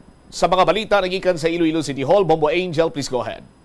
Nangin emosyonal kag nagkilibion gid mombot siyam si Iloilo City Mayor Jerry Treñas subong adlaw sang ginasaysay niya ang mga inagyan niya halin sadto nga nakauna ini siya pungko bilang alkalde sang syudad tubtob subong nga naagyan man abi before nga nangin amo sini ang progresibo nga sitwasyon sang Iloilo City. Sa interview diri sa Bombo Radio kay Mayor Treñas, insaysay niya kuno mombot siyam nga halin sadto sang before pa man pandemic kag asa pandemic sadto sang bag-o pa lang siya kuno pungko ang ginaobra sang alkalde, siya ang nagkadto sa iban nga syudad o kung iban nga lugar para mag-observe sang ilang mga best practices nga pwede mahimo diri sa Iloilo City. Pero as of now kunya Bombot Siyam, lain na ang sitwasyon lain-lain na nga syudad ang nagkadto diri sa Iloilo City para mag-observe sa mga maayo nga ginaobra ng mga practices sang syudad sang Iloilo para i-implement abi sa ilang lugar. Agtido ang Balimir Treñas diri nga hindi nga ni mahimo tanan-tanan kun wala ang sakripisyo, ang pag-ubraman sang mga empleyado sang Iloilo City Hall kay collectively kuno hindi man duha lang kabilog ang kamot niya, duha lang makabilog ang tiil niya, pero ang obra nga ginahatag per department heads, nga ginahatag per team sang mga personnel sang tagsa ka mga departamento, sila ang nagahulag para sa mas maayo nga resulta para sa Iloilo City Government Bombot Siyam. Pero with this one hambas ang alkalde nga matugay na makulang taon niya kuno do kalawig na kitman nga tinion ang ginubra niya para nga malabot ang amo sini nga status sang Iloilo City when it comes man abi sa mga sakripisyo, especially sang COVID kuno Bombot Siyam bala nga sadto kuno work from home ang iban, pero sila iya ari diri sa bahay sa Iloilo City Hall naga-duty. Kaya mo to naghilibion si Mayor Tranyas nga tangis gid siya mong batsa man nagpahid siya sang luha niya kag hambal sa kaning una hindi nga lang ni pagbaon. Kaya parang nagkadlaw man si Mayor Tranyas tapos gisigi-sige man ang storya ano siniya nga mga inagyan at the same time may lagas pa gani nga pamuyayaw si Mayor Tranyas si Bambot Sham sang naghibi siya pero tiwid sa nambal niya nga padayunon sa gihapon kag proud ini siya sa kung ano man ang ginobra sa mga empleyado kag mga tawo sa palibot niya para magbinuligay nga malabot sini ang kadalagan sang Iloilo City. Pamatian ta balang kabahin diri sang nangin pahayagman ni Iloilo City Mayor Jerry Tranyas sa atong interview. Sa weekend para tani sa aton nga mga empleyado kay sometimes kinapinsar ko February na kita kag in 4 months time why na ko di so daw napinsaran ko man nga kadamo man na agyan namon especially starting 2019. Kaya nagsulod ko July 2019 pag 2020 COVID na, no?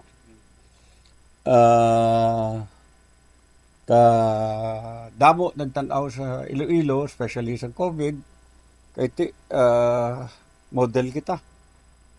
And that happened not only because of one person, but because of the collective efforts of everyone.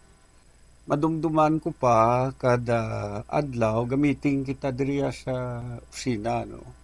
And while I allowed all the immunocompromised and pregnant women to stay at home initially,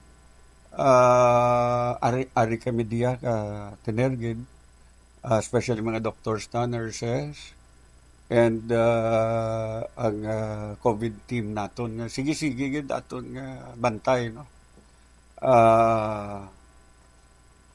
Eventually ginpabutangan ko ni di negative pressure para ang meeting sta safe and we continued to meet later on with the different sectors, no? Sa mga supermarkets, sa aton sa restaurants para nga maplastar tagid. And I was even told that some of our protocols were followed in other cities. Kaya daw aton diya daw siya ka proactive gid. And I look back at that time nga grabe ang challenges naton. We did not know what we were fighting, but it was really the team effort nga nagpangibabaw kag ang syudad ta naging model sa tanan.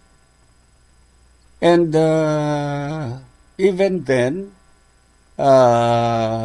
moving forward after COVID, kita ko we are continuing to be a model for everyone. Just last week, we had LGUs, Puerto Princesa, San Fernando, Pampanga, South Cotabato, Aridiri, for almost 6 years. Kaya Pebrero na, bilin ko, Marso, Abril, Mayo, Hunyo. I will be celebrating my last Independence Day as your mayor, and I will do my best to be there because ako very proud gid ako of what Iloilo has become. Maybe ako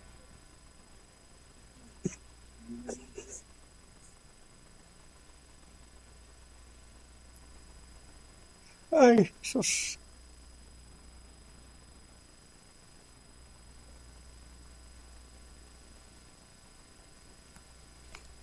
Hindi lang ang pagbuhay ha.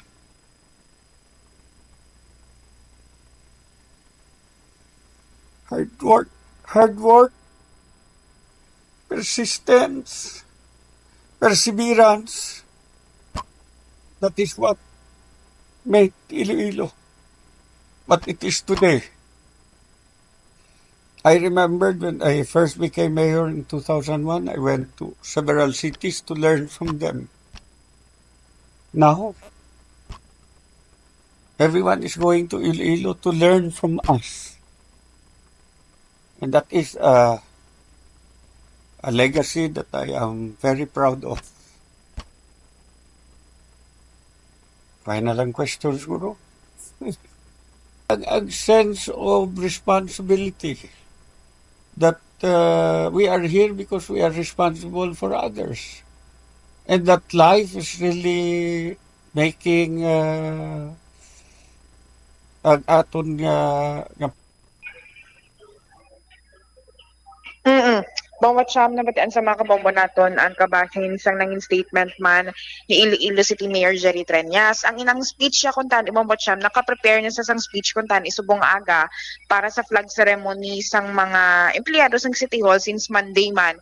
May ara na siya tani nga pagpasalamat sa mga regular and casual employees, mga job hire diri sa flag ceremony nga ipasalamatan niya ako ng bombot siyam. Pero ang samtang nagasaysay si Mayor Treñas sa iya abi nga speech kung tan kaundan sa iyang speech, wala na napunggan sang alkalde nga maghilibion man kag magsaysay kung ano sini ang iya nabatsyagan sa abi pila na lang kabulan, 4 na lang kabulan bomot siyam nga pagpungko niya bilang alkalde sang syudad sang Iloilo. Hindi naman ma-discount kag mabaliwala ang hinimuan sang alkalde diri sa syudad sang Iloilo, Bombo Angel. Wala man ma-perfect yun ni Mayor Jerry Treñas, pero may mahambal kita nga ang hinimuan ni Mayor Jerry Treñas hindi man basta-basta Bombo Angel sang siyang nagpungko bilang alkalde sang syudad, nangin kongresista kag nagbalik sa pagka-alkalde naman subong. Kag ang tion na gid balabang botcham sang COVID no. Makon mo kumbaga wala gid sang bisan sino nga local government unit or bisan sino naka-anticipate nga amo sini kadako ang mga epekto niya sa pagpanggobyerno sa local government bala nga ti when it comes sa pagtatap sang health manabi at the same time mga protocols nga dapat pagahimuon ti do kuan gid ya nag-ubra gid ya sang legasiya man si Mayor Treñas sa pagpakigbato niya sa pilato ko day spokesperson Harry Roque patong mga napang-away sa Tubong Botcham para gid lamang sa vaccine nga makuha sang Iloilo City dire kay dumdaman ko tambal niya ano matsyagya sa mga Ilonggo ano to amo or baboy nga hatagan lang nila kulo sang Sinovac bala Botcham ti amo na mga statement ni Mayor Treñas ang nangin rason man nga ti para ma-accommodate ko ano ang kinahanglan sa mga Ilonggo kag ang iyaman nga mga remarks man when it comes abi sa mga sini nga mga kinahanglan sa mga Ilonggo para malabi didto man abi sa national level Bombacham. All right. Kag idugang talang nga balita diri sa mga imensing Iloilo City Hall ining statement sang alkalde. Open na Bombacham for hunting ining mga persona nga nag vandalize sang sining mga portalet sa bahin sang Sunset Boulevard. Sa aton diri pagpakigangot man kay Mayor Treñas, iyagin pahayag nga ang 15,000 pesos nga reward money hindi lang ni sambal nga total kung pulo ni sila kabilog kundi per head gid ni Bombacham ang 15,000 pesos nga reward money nga ipanghatag sang alkalde. Suno kay Mayor Treñas ginakasubo niya bangod man ini mga portalets bag-o pa Bombacham at the same time hindi man nihambal nga kwarta sang gobyerno kundi kwarta ini siya iya sang mga tawo pumuluyo nga mga taxes nila nga nakabakal ang city government nga kuntani ipagamit sa mga tawo nga nagatambay dira. Ti ang tastada gani kuntani dira Bombacham di ba highway na siya hindi na saya hambal nga tarambayan ang dira nga area pero ti kay since nga damo sang pumuluyo ang nagakadto dira gina-accommodate ang kinahanglan just like mga facilities ti ang CCTV gid man nakataladan na gid man magbuta ang city government dira. It's just that may mga procurement process pa Bombacham nga gina-asikaso gina-identify pa pila kabilog ang kinahanglan kag gina-synchronize pa sa architects sang DPWH ang mga facilities nga pwede maplasta sa bahin sa Sunset Boulevard. Pero with this one ang Mayor Treñas nga kung sino gid man mga gang gid man ina siya, ambal niya makuta sa kung amenable siya nga ipatinloan ang mga portalets nga ginhiguan nila bla mo siya ambal niya. Basi sobra pa patinloan niya kuno ang taran nga CR sang taran nga prisuhan diri sa Iloilo City sa mga madakpan nga nagvandalize sang sning mga portalets bomot siya. Pamatian ta lang kabahin diri sang nangin pahayagman ni Iloilo City Mayor Jerry Treñas sa atong interview. Kag ang mga garbage bins. Ang garbage bins na naging pamutang ta, mga guba na nga garbage bins nga gin-repair ta lang all over the city, kaging pamutang lang na da. Akon nga plano, ibutang ta da, semento, nga garbage bins, kaya temporary nga portalet, gin vandalize pa. Amo na, naghatag ako reward. Anyone who catches in the act, pwede kita bala ka citizen's arrest. So, para sa akon, hunting season is open. Open to everyone. Gusto ka 15 mil, dakpan nyo. Kay daladi sa akon, kay tagad na mo 15 mil. Ha? 15 mil kada ulo. Pero hindi dead or alive. Alabi lang. Ito, hindi na ko gusto ka sige-sige yun nila ni. So, may duwana da ka barangay mo. Barangay Suok. Barangay Nabais. Ang barangay Nabais, nagbutang baga di sila tanod patrol. Unfortunately, barangay Nabais, hindi tanod ang sasulod. Ang sasulod, beer. Untat ko man to. Ba't may tanod man na sila? Ba't may tanod ang Nabais? Ay ko kabalo. Siguro patawag ko na kapitan. Ito yun butangan nila tanod patrol outpost. Why tanod sa sulod? Beer nga tugnaw ilang nabaligya. Ano klase naman? I think we have to hold people responsible for their actions. Ipatawag ko na ang kapitan sang Nabais, kagpa-explain ko. Asa nga Nabais, kagpa-explain ko nga may tanod patrol ka mo, pero may tanod, beer ang sasulod, tugnaw pa, pares pa, but may permit na. Sinakot na lang nga, guro kay tiway man sang tanod na. May ara na kita suspect. May ara na galid. May leads na, no? Di siguro kung hindi enough ang 15,000, di brown ko taas-taas pag hindi, pero tanawon ta. Kasi enough naman na. But open season, ha? Dakpa nyo, kaya daladi sa akon, kaya may 15 mil ka mo. Ang bot, basta, kung gang, di mas mayo pag kung pulo sila, kundi 150,000. Kada ulo mo. Amenable ka, Mayor, nga ipatindoan sa ilang mismo ang tinikuan. Basi sobra pa. Tinloan ko sa ila, tanan niya CR sa tanan niya prisuhan. Hindi na na-hosto. Kay ang portalet hindi na akon. Inyo na tanan, ato na tanan kay ti kwarta sa gobyerno.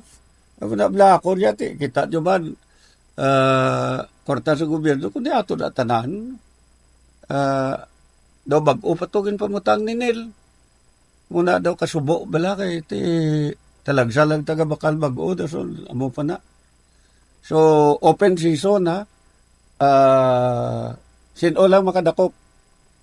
Kung si Angel makadakop pulo, may 150,000 kay. Tax-free pa na. May liability ang parents, Mayor. Yes. Curfew for minors. Ang liability is not on the minor, it's on the parent. Kanti, ako niya, pagkatapos kita ko to, stricto anay na ta. Parents, I will hold you liable for your children. Ubraga na, taginatingwaan sang syudad. Ginulpi lang kita, no? Why kita nag-expect ka muna kadamo tao da sa Sunset Boulevard? on the day nga ginabrihan, kadamo tao.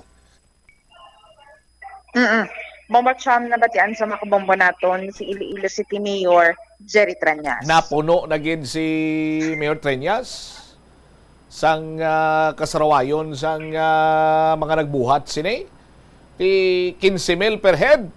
Bati ko makapulo ka kuno Bombo Angel 150,000 man. Pagkatapos ay ibang mo siya malibot ako idayon. Ti ulat ako punta. Las 2. Oo. Punta lang tayo sa may mapa. Oh. Pero tiyan mo lagay iblabang mo siya, Mau. Ang makon mo, ginkalis na kitmang kumbaga ang pasensya sa city government. Kay man, prangka din mga storya, ang Sunset Boulevard dapat shortcutan sa alagyan dahil mo sang pakadto sa halin ka sa may Mandurriao, pakadto sa Molo para hindi ka na din mag-agi kung tani sa may area nga do traffic. Bala kumbaga hatag na lang liwi na sa mga jeep na. Dira ang mga private ng mga salakyan, dira ang routes sa nila kung tani bala mo somehow. So ginahatagan liwi una didto. Sang may mga naga-parking, gihatagan paliway nga maka-parking anay at hasta nga ti makaura adjust kagin patuman ang no parking sa area. Kaduha ang mga vendors gintagaan man sang way nga makabaligya dira since nga ti may mga kumbaga may mga needs ang mga nagalagaw-lagaw man dira bala bombot siyam kung maginhatagan ginplastaran sa kung ano ang dapat nga obrahon nila kay public demand apisar nga ti ang design kun tani isang DPWH dira iya mo siyam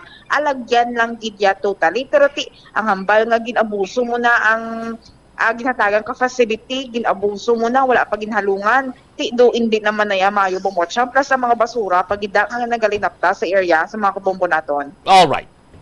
Ini si Bombo Angel Pichulier Tana para sa number 1 and most trusted radio network in the country, ang Bombo Radio Philippines. Basta Radio, Bombo.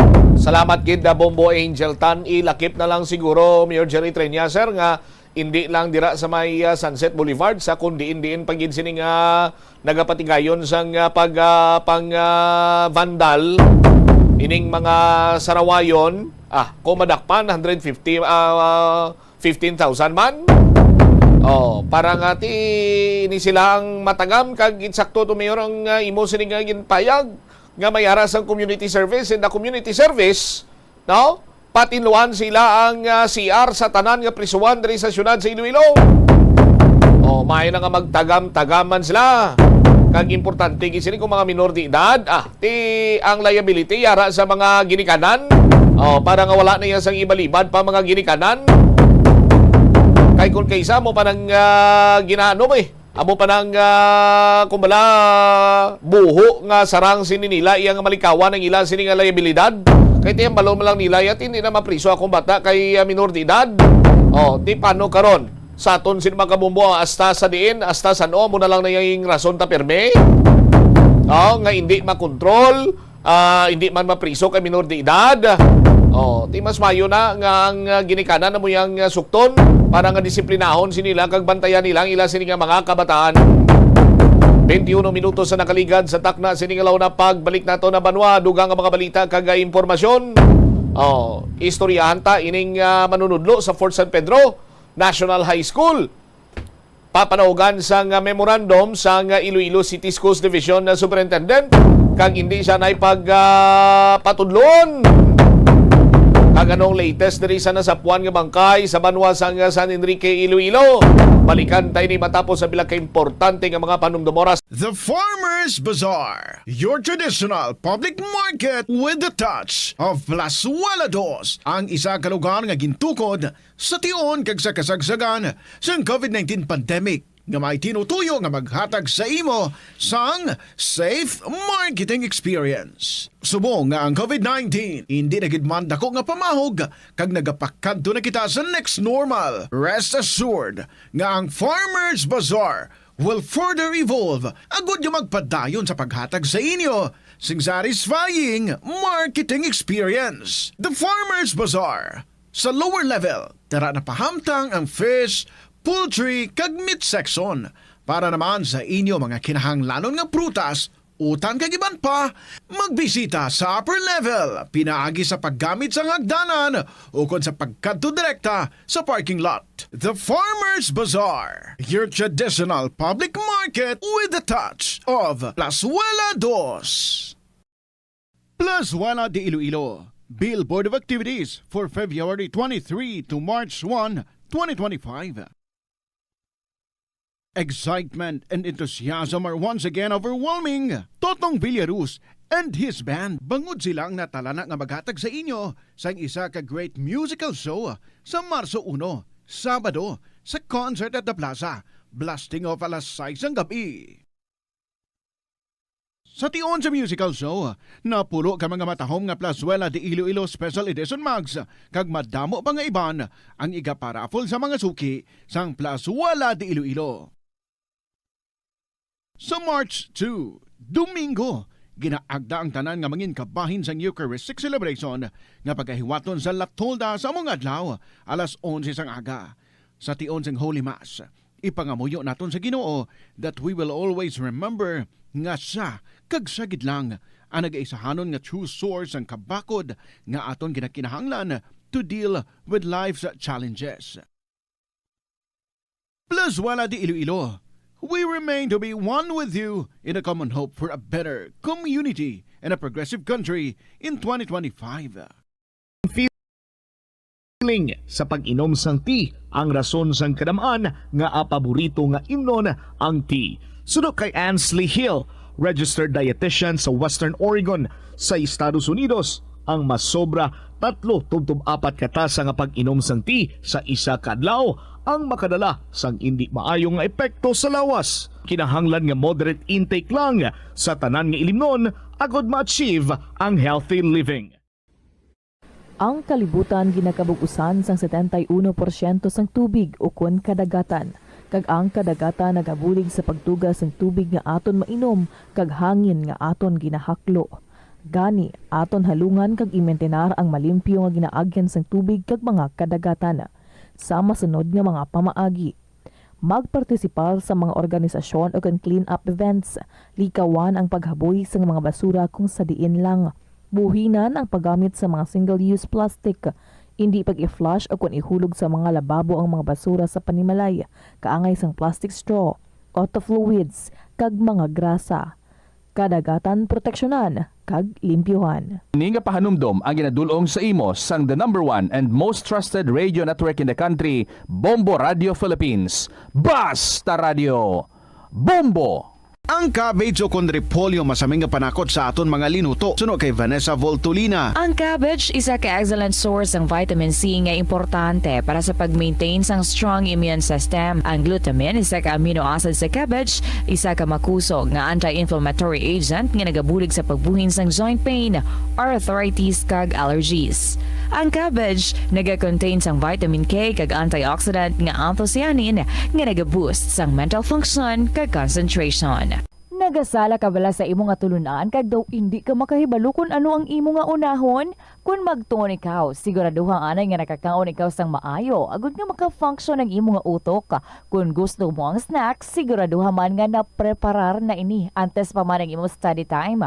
Bangod basi, mawili ikaw sa pagkuti sang imo nga pagkaon kag ma-distract ikaw sa imo nga tulunan. Siguraduhan man nga tapos na ang imo nga olobrahon sa sulod sang balay para nga makalikaw sa interruption kag para sigurado naman nga maka-relax ikaw kung matapos mo na ang pag-review. Ini nga pahanumdom ang ginadulong sa imo sang the #1 and most trusted radio network in the country, Bombo Radio Philippines. Basta Radio Bombo! Yari ang mga simpleng nga paagi agod makakinot sang tubig. Tinguba ang mga lalabahan kag tinguba man ang pagpanglaba. Ang pagpanglaba sang isa ka bes sa isa ka semana ang nagakinot sang naglabot sa 50 litro sang tubig. Kung nagagamit sang washing machine, iset ini sa mas manubo nga wash cycle. Makakinot ka na sa tubig, makakinot ka pa sa enerhiya. Ang cyberbullying among paggamit sang offensive kag masakit nga mga tinaga online na ukon pinaagi sa text. Ang bullying ang nagatuga sang kasubok kag depresyon sa biktima. Magluwas ni, magabatyag siya sang kaakig, pagkadula sang interes sa mga butang nga iya naluyagan kung ikaw ang ginbully. Una nga tika nga imo himuon, amo nga magpangayo sang bulig sa tawo nga imo masaligan. Paano ka bala makabulig nga mauntat na ang bullying? Simple lang. Don't be a bully. Hindi mag-post online nga makahatag sang sakit sa balatyagon sa isa ka tawo. Yari nga mga epektibo nga pamaagi agud mapabilin nga safe ang pagkaon sa imo pamilya. Ipabili ng katinlo. Maghugas sa mga kamot bago mag-uyat sa pagkaon. Kag masami nga himuon ini sa tiyon nga naghahanda ikaw sa pagkaon. Maghugas man sa mga kamot pagkatapos nga nagamit ikaw sa kasilyas. Hugasan kag tinluan sa maayo ang lamesa kag tanan nga mga kagamitan sa paghanda sa pagkaon. Siguraduhon man nga safe ang kusina kag pagkaon gikan sa mga insekto, mga peste kag iban pa nga mga sapat. Ini nga pahanumdom ang ginadulong sa imo sang the #1 and most trusted radio network in the country, Bombo Radio Philippines. Basta Radio Bombo! Kung ikaw ang nag-stay sa hotel, ang pag-practice ng good manners and right conduct ang importante man sa pagpasiguro nga manami ang imo experience kag ang experience ng iban nga tawo. Makitaan sa hotel ang staff, guest, kag management. Gani ang proper etiquette ang kinahanglanon agud ma-achieve ang harmonious environment. Mangin polite sa hotel staff. Tamyawa, sang hello o kung good morning ang hotel staff. Ipakita na nagarespeto ikaw sa ila katungdanan kag trabaho. Magamit sang please kag thank you kung mayara ikaw nga request o kung hingyo sa ila. Kung nagsala sila sa imo gin-request, magpabilin nga kalmado sa gihapon kag hindi na magpangakig pa o kung mangin demanding. Kung ang hotel staff naghatag sang manami nga serbisyo, mas maayo kung maghatag sang tip bilang token of appreciation sang ilang hard work. Sundo ng check-in kag check-out times. Mangin mindful sang check-in kag check-out times sang hotel agud malikawan ang inconvenience sa staff kag iban pa nga guest. Sundon ang no smoking policy kag iban pa nga pulisa. May kaangtanan sa gahod, mga hinuptanan nga sapat o kon restricted areas. Mangin mahinalungon sa propiedad sang hotel. Respetuhon ang iban nga amenities kag likawan ang paguba o kon hindi maayo nga paggamit sang kwarto. Regulate ang gahod. Ilabi na sa hallways kag common areas, likawan ang magahod nga inistoryahanay. Paglagapok sang puwertahan o kon pagpatukar sang music nga makadisturbo sa iban nga guest. Maghatag sang maayo nga feedback kung mayara ikaw sang good experience sa hotel. Kung na-enjoy mo man ang imo nga pagdiner, magbilin sang positive review o kung magpabutsyag sang pagpasalamat sa staff kung mag-check out. Hindi man malain ang mag-loan, ilabi na kung major ang imo balaklon. Kaangay abis ang balay o kung salakyan nga kinahanglanon mo gid. Apang panugyan bala sa mga eksperto, kung dako gid ang imo baklon, ang cash gihapon ang best, safest kag cheapest nga option. Kung cash ang imo gamiton, malikawan mo ang interest kag sampaw nga utang nga masami naga-require pa sang binulan o kung tinuig antes mo mabayaran. Apang paminsara nga kung ikaw may sinuptan sa bangko, mahimo pa ini makatipon sang interest nga mahimo mo bukadon sa tion sang purchase. Ini nga pahanumdom ang ginadulong sa imo sang the #1 and most trusted radio network in the country, Bombo Radio Philippines. Basta Radio Bombo!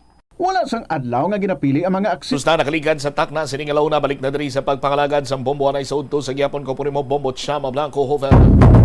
Standby sa kay Bombo Jomar Villa ining manunudlo sa Fort San Pedro National High School posible papanaugan sang memorandum sa Iloilo City Schools Division. Kag subong ginpa siya na gipaiway nga mag-handle sang iya sining klase.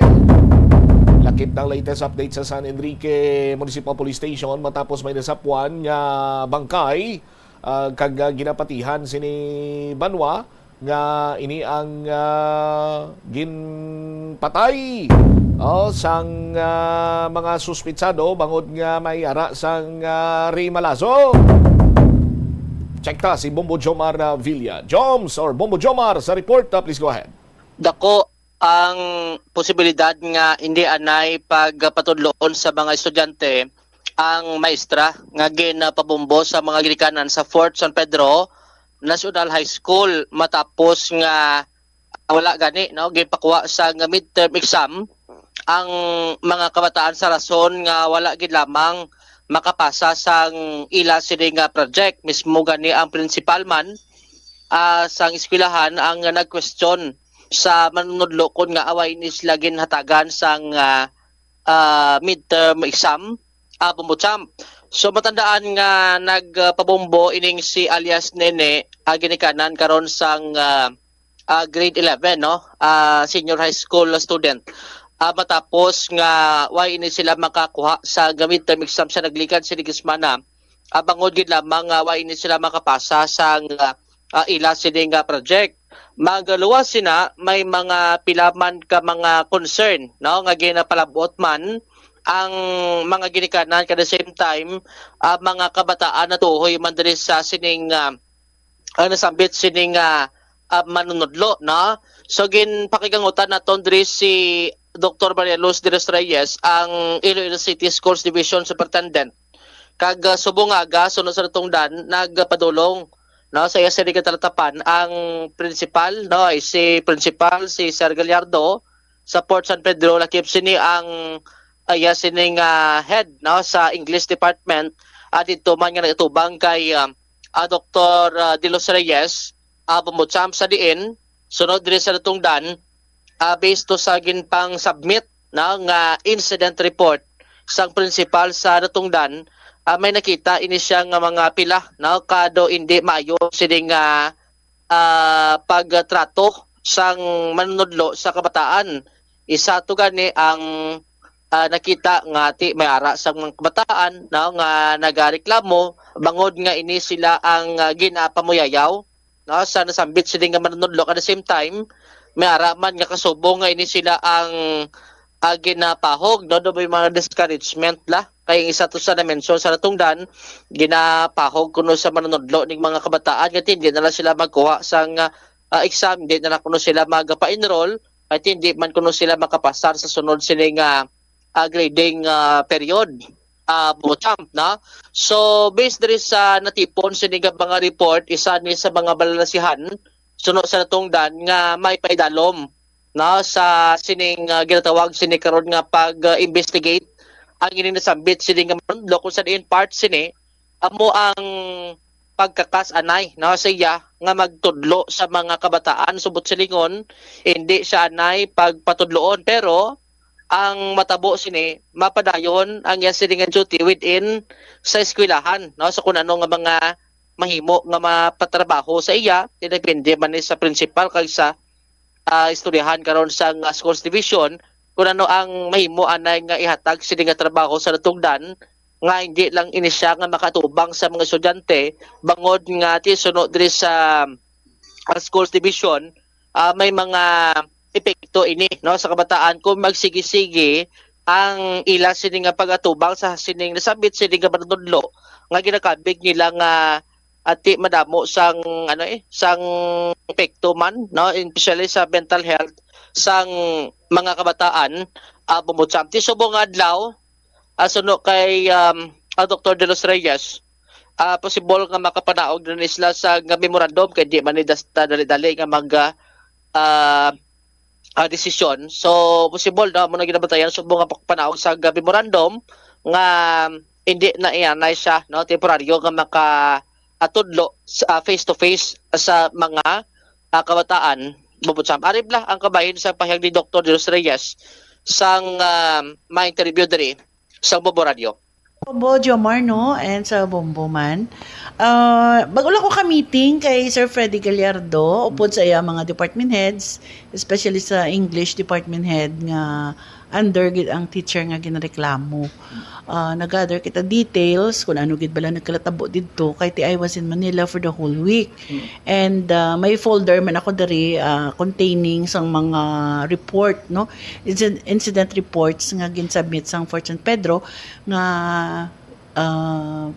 ano gid bala mga issue sa ang kada bata. So do may pila ka bata diri nga gin-interview sang guidance counselor nila kag ari man diri sa report nila na attach. May letter man diri ang PTA president kag ang testimony sang iban nga mga ginikanan. Pero kung formal complaint like formal gid bala based on administrative discipline gid nga aton nga procedure wala pa sa man naka-file diri no puro lang ita ng mga incident reports kag amoy ning basiya naton. So I'm trying to analyze man sang content sa mga letters kung bala may harm na sa kabataan kag kinahanglanon gid siya nga immediately i-pull out anay sa classroom. So amo na ang ginatulok na kon sa mga possibility, no, based sa mga testimonies nila sa aton nga mga ginikanan kang sa kabataan. Initially, ma'am, ano nga mga complaints ni ang palabot nila sa Oo, may mga report sila diri na sulat nga ginatawag sila nga names, no, may names bala nga name calling bala kag hindi man namin ang mga ano na panawag, mga tinaga. May ari man diri nga ginapamahog daw sila. Ginapahog sila nga hindi na lang sila magpa-enroll or hindi na sila mag-enroll sa mga next sem kay hindi sila bala qualified kag hindi mas lagi po kapasar. Daw mo na daw mga discouragement sa kabataan kag muna gipamangkot naton ang department head, gipamangkot naton ang iban man nga mga co-teachers nila nga ari man diri kaina. May mga negative gid man nga ginpang report diri sa akon. So ang immediate ko subungay moon, makadto ako to kag siya gid ang akon atubangon anay. Siya anay aton nga pamangkuton. And pag after sina, maistorya naman kami sa aton nga legal kung ano ang immediate naton nga mahimo para ma-avoid naton nga magdako pag ini nga problema. May mga nagahambal nga halino na sa iban nga school siguro ma'am or anong matabo sila kasi sila matabo. So mga amo na nga bagay mga possibilities pero do ginahalin mo lang ang problema kung maghalin ka bala. Kag subong may banning na sa transfer election di na kita ka transfer. So ang pinaka posible natin nga mimo kung na-establish natin nga dangerous na siya sa kabataan ikuanta lang siya anay load, no? Igaanta lang siya anay lain nga obra. That's the most immediate. Kay kung magdisiplina kita sang maestra, iya ina role sang regional director. Ma-recommend lang kita. So, ang extent sang problema i-determine anay naton subong adlaw and hopefully makapagwa na ko memorandum para ma-address naton ini nga issue. So within school lang siya anay pero lain lang siya nga department. Dira lang siya anay sa school, lain lang anay yang trabaho. Amo na ang pinaka posible naton nga mahimo. Kung ma-determine gid nga harmful na siya sa kabataan. Ano na kalawig ma'am, do temporary lang or ano siya? March naman subong, hindi ta na siya ma-transfer kay because may sa election bala nga mga related banning. Aral na siya sa eskwelahan. Amo nang pinaka-posible naton mahimo. Okay. So kung makapanaw ka mo ma-establish na sang lawyer ta karon or ano possible subong or buwas? Oo, posible karon sa hapon, mabalaan naton ang next step naton. And tomorrow morning, kay may pa Manila ako tomorrow after lunch and mabalik naman ako sa 27. By the way, Si Dr. Marialos de los Reyes at Bumbutsam kag mismo ang natungdan aminado na kay sa iya pagali ni pagpungko bilang superintendent no kay Linas Province si Dr. de los Reyes mo. Bumbutsam ti pagpungko yan ni diri sa city naka-encounter na ni sagali no nga agin pahalin man ang ininasambit sining manunudlo dito sa may Iloilo City National High School. Kung sa diin ang complaint amo man sini no may mga ginikanan nga nagareklamo sa behavior sa sining nasambit sining maestra.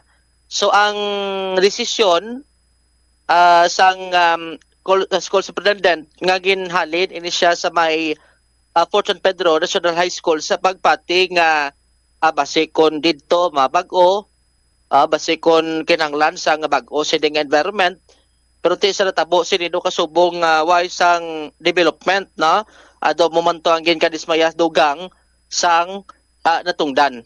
Ari blang kabay liwat no sa pagkilala sini sang school superintendent sa sining nasambit sining manunudlo. Una, dito na siya sa Iloilo City National High School. Senior high school teachers na sila. Ang senior high school teachers naton, ina sila ng division-based na ang ila plantilya. Anywhere in the city, pwede na sila masilo.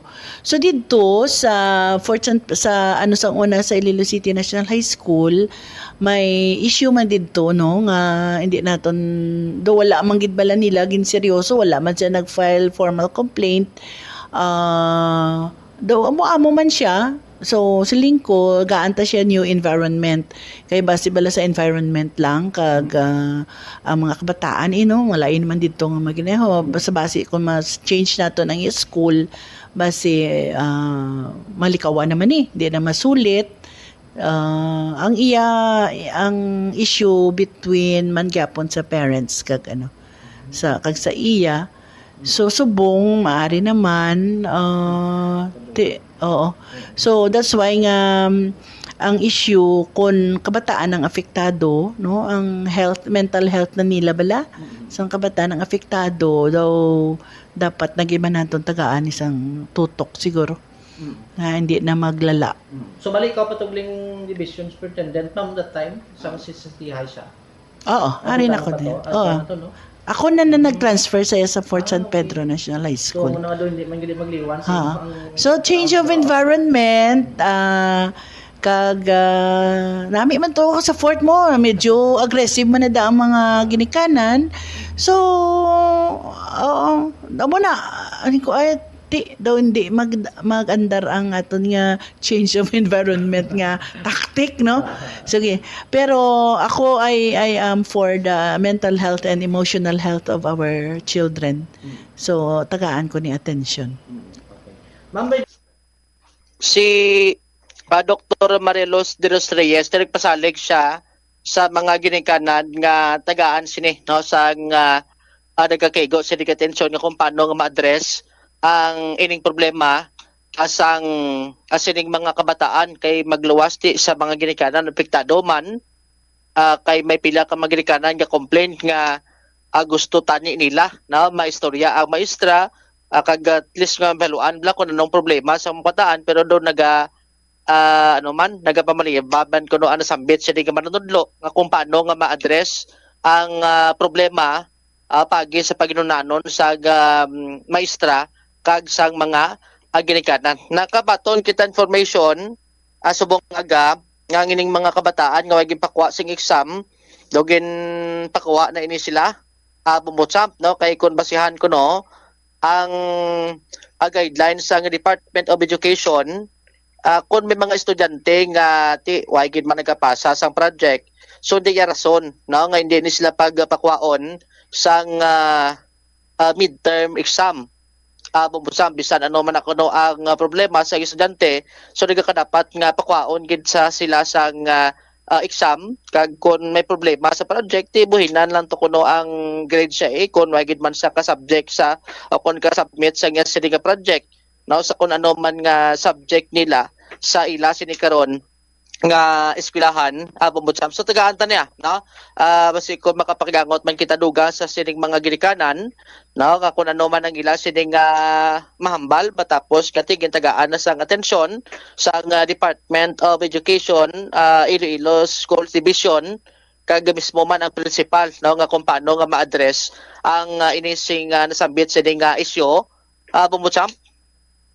All right. So muna, ang from time to time gina-check naton kay 11 tong schedule nga makapahinunanon ang ining schools division superintendent kag nasambit sini ga manunodlo bumutsap. Sa piyak sini nga bahin dalon lang latest update niyo sa sining natabo nga sa individual na sapuan patay dito sa Barangay Paga Banwa sang San Enrique Iloilo no. So, ini siya ang nasapuan way nasang kabuhi may pila sang pagkabuno saya sining lawas gin-identify ang ining biktima sa kay Carlos Alcarde at taga Rizal Ilawod no sa may Banwa sang Kalinog Iloilo mismo ang asawa sini no ang nag-identify sa iya dito sa may nasambit sining Banwa. Now, diri karon sa investigation sang kapulisan kay tiway pa di matumod kung sino ang nagpatay kag kung ano ang motibo sini. Gin usisa sang kapulisan sa panguna diri karon ni Police Lieutenant Cristival Adalde, ang hepe sang San Enrique Municipal Police Station, base sa pagpangusisa sa kapulisan sa asawa antes pa manatabo ining nasambit sining insidente, naglisensya no ang ining nasambit sining individual nga mamesta sa may barangay Kabagyaw, Banwa sang Kalinog ay Iloilo, do sa Badonit Agang naglisensya sa Bumbucham ang nasambit sining individual. Pagkahapon natingala to ang asawa nga away na ini siya makapauli hasta nga nakabati sila sa balita nga ini siya ang nasapuan way na sang kabuhi sa nasambit sining lugar, no? So isa diri karon sa ginatutukan sa kapulisan ang nasambit sining barangay kung sa diin ini siya ang ginalanta ulihi, no, nga naghalin dito sa may Banwa sang Kalinog ay Iloilo, no? So isa ni sa ginatutukan karon kung paano nga makakuha sa information kung sinoong nakaistorya sinulihi, kag kung din ini sila dumiritso Bumbucham. So ang isa pa gid sa challenge diri karon sa kapulisan kay ini siya nasapuan na sa may Banwa sang San Enrique, no? Tikon halin sa may Kalinog pakadto sa San Enrique, do tama na kuno kalayo ang distansya kagkapin pa way sang kilala, no, ang nasambit ko do nga individual dito sa may Banwa karon sang San Enrique Iloilo. So mo nang isa karon sa ginapaligban sa kapulisan kay ang pagpati sang otoridad ngayon siya ang ginwigit, no, sa nasambit sining lugar bangod nga way sa nakita nga paglapta sa lugo sa area. At the same time way sang patimaan nga may do nag-struggle pabing biktima, no, nagpukutay sa lugar bangod nga ang area way sang nakita sining mga no, nga mga senyales nga may ara sa pagpinukutay pangatabo, no, sa biktima kag sa ginatumod sining suspect o kon mga suspitsado Bumbucham. Ang isa pa sa ginalantaw man nga anggulo dugang sang kapulisan hindi pa nila ma-establish, no, kay may record ni siya sang 2022 ang kaso nga pangawat sa isa ka hardware kag subong doon going pa ni kuno ang kaso sang natungdan Bumbucham. Hindi pa man ma-disclose nga hambal sa pulis nga hindi pa man nila madula ini, pero tingna consider nila ang isa pagid na siyang mga guluman nga mahimo nga makabulig sa kapulisan sa pag atumod sa kung ano sini ang motibo sa subong. Ginatutukan sa kapulisan maka-establish, no, sang closed circuit television gina-backtrack nila halin sa din ini siya nasapuan, no, hasta ka makalabot kung din ini siya nag-agi kag kung mahimo nga maka-establish dugang sang ginakaibig o kung mga individual nga mahimo nga maimbestigaran sa nasambit sa diga krimen. Si Lieutenant Dalde sa may interview sa Bumbo Radio. Nato, no, ang mga CCTVs na ginagyan niya alin sa Kalinog kaya suno sa iya asawa Sabado sang aga namista pa sa nisa sa may barangay Kabagyaw, no, sa baryo sa isa ka baryo sa may Kalinog kag sang hapon na dito nang lapak iya asawa kag sang gabi tingala siya wala siya puli kag nabalaan niya na lang sa text kang iya parente man nga nagtawag siya nga nasapuan ang iya bana diri sa San Enrique. So bali namista sa Kalinog sa isa ka barangay sa Kalinog. Oo. So posible sir nga mas kita mausisa man kita ko din sa naghalin to that time nagkadto. Yes sir, no, mangkot sa makita sa mga pamilyaya kag subong backtrack kami kun din nga area naglusot di Samon sa San Enrique. Oo. So pa establish ko din siya nag-agi. Amo pa subong gina-backtracking namon sa CCTVs. Anong background sini sir based sa pag-check nyo pag-usisa bis pamilya ko das Kalinog? mismo ang iyang asawa nagtuad sa aton kahapon pag-interview natin sa iya nga may pending case ni siya sa Banwa sang Kalinog sa kaso nga robbery hold up since year 2022 naging hold up sila sa Banwa sang Kalinog. Tingon ano ongoing hearing sini sir? Ongoing subong hearing nila sa kaso nga robbery. So possible ma-link ta ni sir? Amo pa na subong sir nga madalman namon nga motibo. Oo. Gina-sisa ka namon subong. So bali sir, berito sino to biktima niya sir? Ka-hardware sa Banwa sa Kalinog kay base sa amon pag-investigar ako ni nakuha sa muna March 30 yata 2022. Ay, so bali duma 3 years na. Ongoing nakapiansa ni sa. Nakapiansa, ongoing ang hearing. Ay, si okay. So estimated nakuha to? Wala lang ko idea to sir. Basta nakuha ko sir, nakuha sa Kalinog.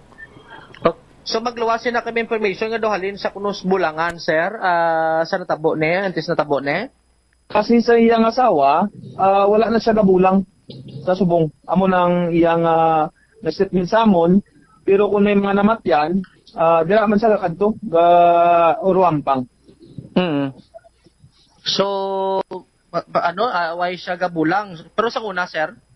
Ang misis siya, sa una bulang iro ginisa. Ano may manok na sa sir? Wala pa namon ma-verify kung may mga may mga yaptan nga manok. Kay isang pag-istoryatan sa asawa, ginbiyaan niya na ang bulang. Kaya siyang una sa mungero ginisa. Sino kung naging pamistahan niya to sa Kalinog?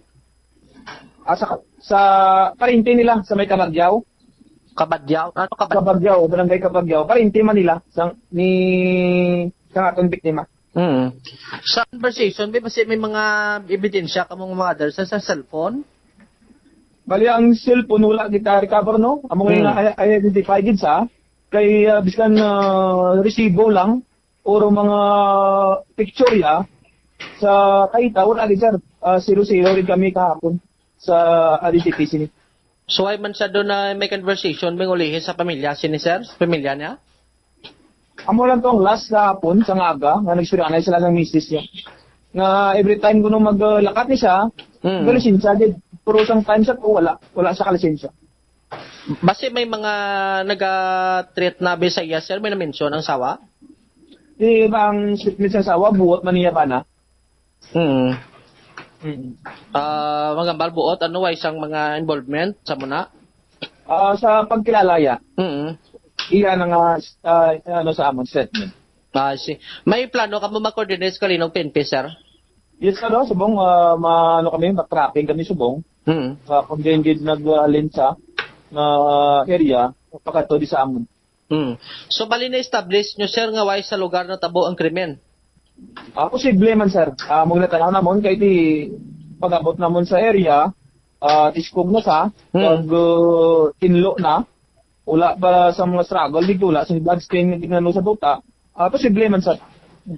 Ano kalayo, sir, ang ang ginpamistahan niya sa Kalinog kag sa nasapuanda sa may Paga? Layo, sir, kumagi ka sa Pasig pa.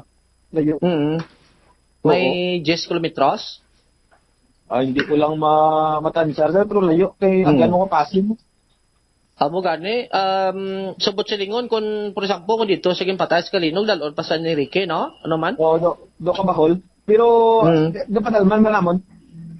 Kasi ginukdalan sa, may mga anggulo, tama man anggulo sir nga ginasugdan namon subong.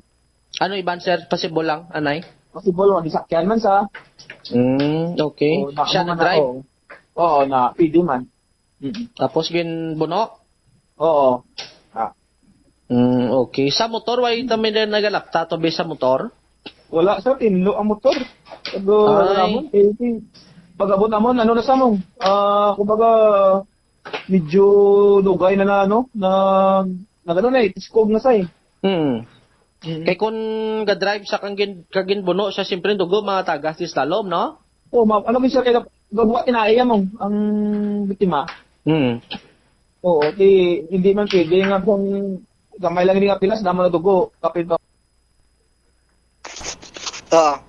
Si Lieutenant Cristobal Dalde, ang hepe sang San Enrique Municipal Police Station, bumbutsam siya only nga means pagid ni asang police karon abo ang closed circuit television kaysa lugar do mga more or less mga 500 to 700 meters ang kalayon sang mga pamalay kung sa dinhi siya na sapuan kay ang dalan nga ginagyan sa motor hindi ni siya kasulod ang mga tricycle o ang motor lagit kag tawo ang makaagi kag natung-an ini sang mga hilamon kag katubuan sa diin nga nasapuan ini siya nga ang posisyon nga do nagapungko pa sa iya sini nga motorsiklo ang nasambit sini karon nga biktima bumbutsam. So at least amo ning ginapasalamatan lang man sa kapulisan kay tina-identify na siya. May mga may mga lead ng kapulisan kung design sila mauna mag-upisa, makapa-investigate sini alang mga matrace ang ining suspect nga naghimo sini sa iya kag kung ano gid ang madalom sini nga motibo. Bumbutsam. All right. Ini si Bombo Jomar Consumo Villa para sa number 1 most trusted radio network in the country, Bombo Radio Philippines. Basta Radio, Bombo! Salamat gid Bombo Jomar Villa sa imo siniya nga follow-up report. So, plaligban tod kay nga nakasalabot to sa iya sa area nga kung sa diin tino talamnan man inyo. Kag kon dira lang siya gin buno abi ti nga ang motor ko no. Matidlo o gid sang tinulo sang dugo. Suno pa sa pagpangusisa sang kapulisan sa Banwa iya sang San Enrique. Ay dako ang pagpati sining gindala lang dira siya sa nasambit sining area kag daw kasubong niya nga ginplastar nga daw patihan dira natabo man ang krimen. Kay ti gamay ganing nga pilas damong dugo ang balsang pulista inang dako nga pilas way gid sang tinulo sang dugo sa iya sining motorsiklo. Ang pamangkot pag isinadri kung sino may kahimuan sa aton sining mga kabumbo agantis kita magtakop balikan ko lang jutay sa bahin karon iya sang problema ni bala sa manunudlo ti sa aton sining mga kabumbo bisan din man lang guro nga eskwelahan mayara gid sang manunudlo iyang istrikto even sa mga private school. Ti kabahin ina sa pagdisiplina sa mga estudyante mo. Nga kung may ginapa-comply sa inyo, ang inyo siningiyang mga teachers dira, ti bilang lakip na sa responsibilidad sa isa ka estudyante, nga mag-comply. Although may mga pagsulundan man sa bahin karon iya sang Department of Education, nga hindi mo ya pwede mapunggan ang bata sa pagkuha sa exam, sa pagkapaslaw ya sini sa pag-submit sa project, pero ti yara na iya sa estudyante mismo. Sa bata ang responsibilidad nga dapat i-comply ang tanan nga ginapa-comply sa iya. Ti kon gamay-gamay lang ang diferensya, manugid na yun ang bata, i-report sang ginikanan, do madulaan man niya karon sang kay gayunan bala nga bisan pa paano may nagadisiplina sa mga kabataan nga yara sa eskwelahan within the bounds and limitations lamang nga ginapahanugutan man sang pagsulundan sa Department of Education. Ugaling kiti tama na gid ya kalayo sumong ikumparar nimo mga estudyante. Sang una ganiya may ginahaboy sang eraser, may ginapaluhod, may ginatungtungan sang madagbol sining librong duha ka kamot. May ginahampak sang stick. Ti subong iya mga kabataan mahambalan lang gani, makigan lang or even sawayon lang. Kag i-remind sang ila sini nga responsibilidad kay kabahin ini. Sang ilaman sini nga pagtuon. Idayon na mareklamo sa aton sini mga kabumbo. Ugaling kiti do video, lain naman niya ang kaso sa kay ma'am kay sa previous sini nga public school nga iya sini ginhalinan, mantas kid man gali kag daw mapintas kid iya si ma'am. Sa iya sini nga pagpatuman sa mga pagsulundan man kag sa mga dapat i-comply sa iya. Ti isa man lang kuntani is pamaagi nga ma-instill sa mga estudyante nga mangin responsable. Oh? Galing kiti kung kaysa siguro nagalapaw man si ma'am sa iya sa nga limitasyon ti naga-violate na sa mga pagsulundan sa Department of Education. Oh. Pero ti ako mas pabor ako nga mayara sang nagadisiplina man sa mga kabataan, sa mga estudyante sa ilang sining eskwelahan. Oh. Kay ti kung hindi mo na pagdisiplinahon, masagsag inang batasan niya kagati. Imbes kung tani nga maka-raise ikaw sang mga intelihente, at the same time, ti mga disiplinado nga sahi sang pumuluyo sa ila sini iya nga pagdako, and even sa ila sini nga pagginawi, mangin responsable sila. No? Ti kon laban karon niya sugid-sugid kag tapos ti ireklamo maestra ti mambala lang maestra kati basta mo lang niya tudlo ko o kung hindi ka mo yung makapasa kag kung hindi ka mo yung makapasar at iway na tamay mo, no? Bala ka muna kung mainano ka mo sa kabuhi nyo, basta ma-stick lang ko ya sa guidelines kati ang subject na ginatuluan ko mathematics, aralin panlipunan, o ti kung hindi ka mo yung dayak kabalo, kung hindi ka mo dayak pasar, nubuin nyo sila grades at tiya mo lang na dahi. O, madulaan na bala iya sang makabig naton ikaduha nga ginikanan, kay ti lunsay lang niya reklamo ang nabaton sa mga manunudlo sa aton sini iya nga mga kabumbo. Oh. Ti pero bantayan naton kay hindi lang isa mo kay eskwelahan ang nagreklamo ni sa iya sahi sa nga maestra sa iya man sini nga pamagis pagtudlo kag pagdisiplina sa iya sini mga estudyante. Oh.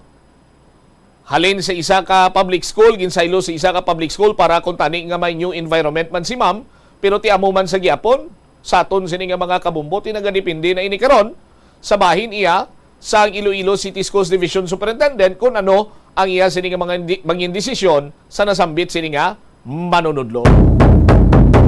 4 minutos na nakaligad sa takna sini nga alas 2. Standby na kamo sa kapon lamang program kaupod sa kay Tita Regine. Ini si Momot Shama Blanco Cover gabilin sa imo sa mananay nga hapon. May God bless us all. Para sa the number 1 and most trusted radio network kinakantri ang Bombo Radio Philippines. Basta Radio Bombo. Hindi pareho nga balatyagon. Ang depresyon ang hindi gulpiyada lang nga nagakatabo sa isa ka tawo. Masami man nga ginakabig sa mga tawo nga depressed ini bangod sa kasubo nga nagakabatyagana. Ang kasubo, temporaryo lang nga nagakabatyagan sang tawo kag masami nagadugay sang pilalang kaadlaw. Samtang, makabig naman nga nag-experience ikaw sang depresyon kung masobre na sa 3 ka bulan nga nagabatyag ikaw sang kasubo. Importante nga mahibaluan ang mga naga-trigger sa nga mga balatyagon agud nga mahibaluan kung paano ini nga bulngon. Nga, ginadubilian ang illegal nga droga. Mamatay.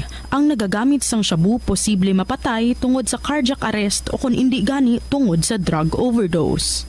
Makaguba sang lawas. Makadulot ini sang pagkaguba sang kidney o kung pag-angkon sang hepatitis. Posible man nga malatnan sang acquired immune deficiency syndrome o kung AIDS. Maglikaw sa illegal nga droga para sa matawhay kag malinong nga komunidad kag pamilya. Nagaproblema kagid bala kung paano makasupod sang kwarta bangod sa wala tuong nga galastuhan. Better management ang kinahanglan dira. Isa ka tip abang spending awareness. Magamit sang money management app o kung pwede man nga malista mo agud nga ma-track o kung masundan mo ang imo gasto sa nagkalain-lain nga kategorya.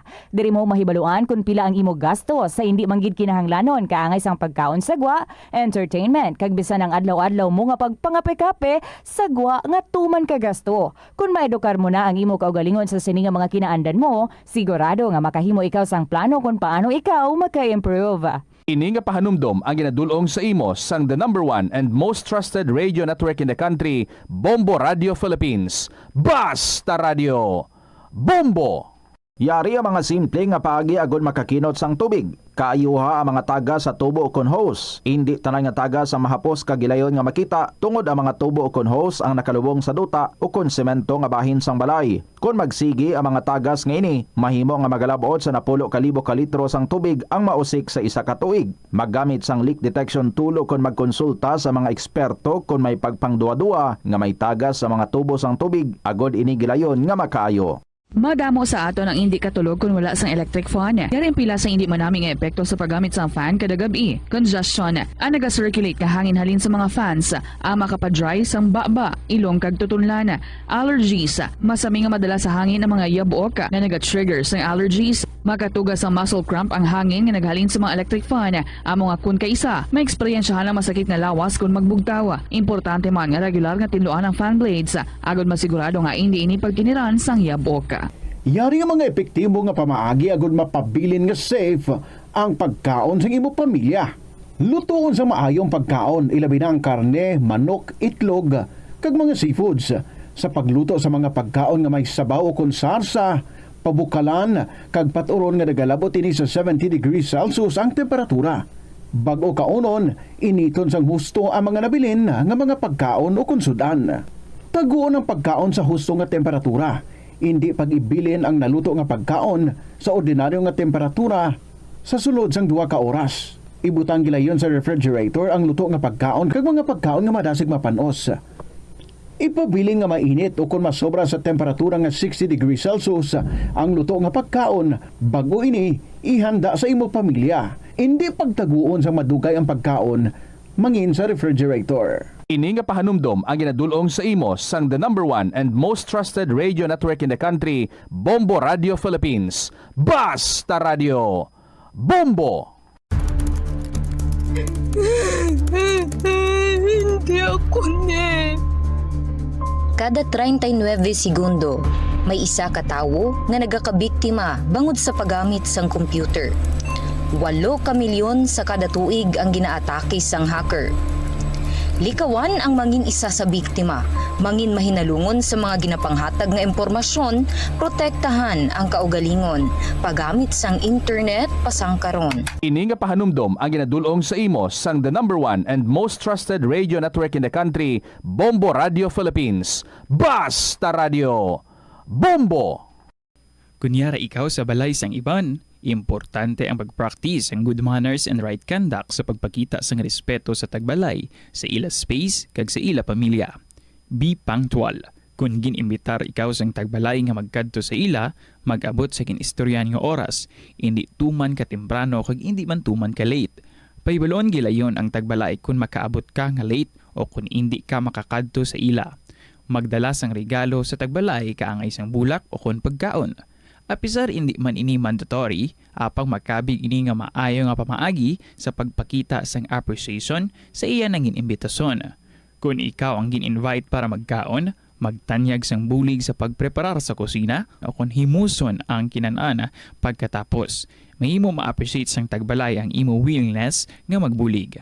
Sundon ang house rules. Kung ang tagbalay ang mayara sang guidelines o kung preferences kaangay sa pag-ubas sang sapatos sa portahan, respetohon ang nasambit nga pagsulundan. Maglisensya kung maggamit sang personal items, hindi mag-assume nga mahimo ka mga makagamit sang banyo, remote control o kung iban pa nga personal items nga wala sang permiso. Masami magpasalamat sa tagbalay sa pag-imbitar sa imo sa ila balay. Kung ikaw ang ginserbehan sang pagkaon o kung ilimnon, ipabutsyag ang imo appreciation sa pagkaon. Simple nga thank you kag pagdayaw sang pagkaon ang makahatag sang smile sa tagbalay. Pila ng imo edad? May savings ka na bala? Ang iban sa ato nagakabudlayan magkinot o kung mag-save sang kwarta. Apang paano bala iniumpisahan? I-separate ang wants kag needs. Pamangkuton ang kaugalingon kung bala kinahanglanon gid ang imo nga baklon. Kung ginakulang ka na sang kwarta, hindi ini dapat pagastuhon sa butanga hindi man lang importante.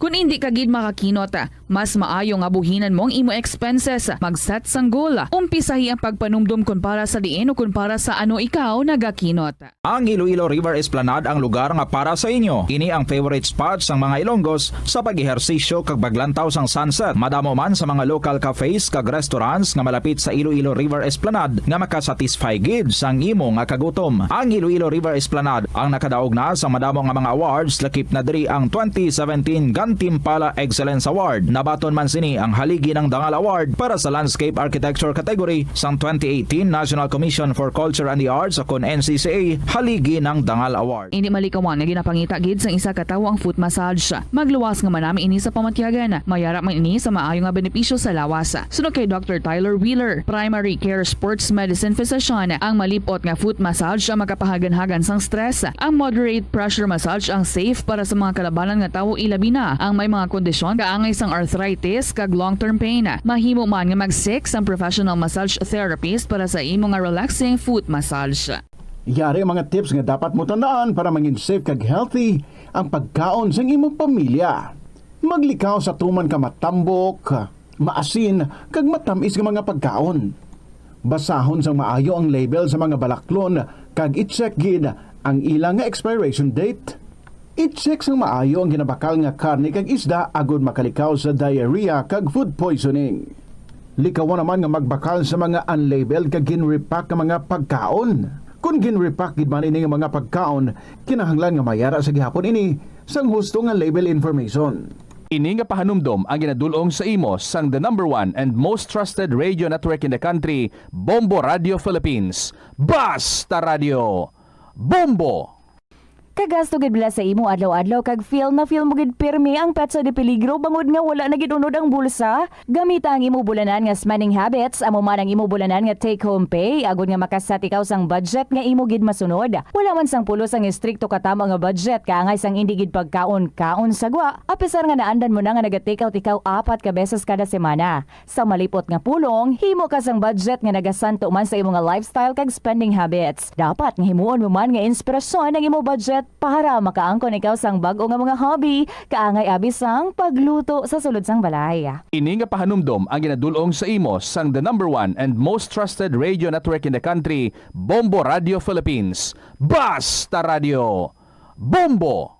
Kung sa imo pagbugtaw, magpalanakit man lang ang imo lawas, basi hindi ka naman namian magtulog. May panugyan ang pain medicine specialist nga si George Gergis. Simple lang. Una, maglikaw sa pagkaon nga nagapromote sang inflammation. Pilion mo ang madamo. Ito ang Bombo Radio Philippines. Fully digitalized. Numero 1 sa balita, komentaryo, drama at serbisyo publiko. Bombo Radio Philippines. Bombo Radio Philippines. Ang inyong number 1 at most trusted radio network in the country. Basta Radio! Bombo! Hello and good afternoon sa inyo tanan mga kabombo. This is Tita Regine. Welcome na sa kahapon lamang program Huling Hirit, Huling Semana para sa bulan sang Pebrero. After sang Love Month, magasunod naman ang Lenten season. Today is February 24, 2025. Let's check ang ating Elections Day countdown. Klaro gid, 77 days to go before Election Day. And today, padayon kita nga magadulong sa inyo sa mga kasaysayan nga atong gid nga kinakalingawan every afternoon. Ako ya mas malingaw pa gid. Kung ikaw nga wala pa nakaagi share diri sa kahapon lamang program ang magapadala sang imo nga istorya, pwede pa makahirit para sa last week sa February sang imo dira nga love story. Kung wala ka man sa love story, anything nga pwede mo nga i-share. Gina-welcome gid na diri, so paki-email ina sa bombo_iloilo@bomboradio.info. Pwede man sulaton sa gihapon and then ipadala nyo lang sa kahapon lamang program DYFM, Bombo Radio Iloilo, Sky City Tower, Mapa Street, Iloilo City. Or kung makapamashare ka mo diri sa syudad, 1212 na lang and then i-hand over ang inyo nga mga estorya diri sa Sky City Tower sa Mapa Street, Iloilo City. Who knows, by chance, makakita na ipakita, o diba, maka-selfie tayo.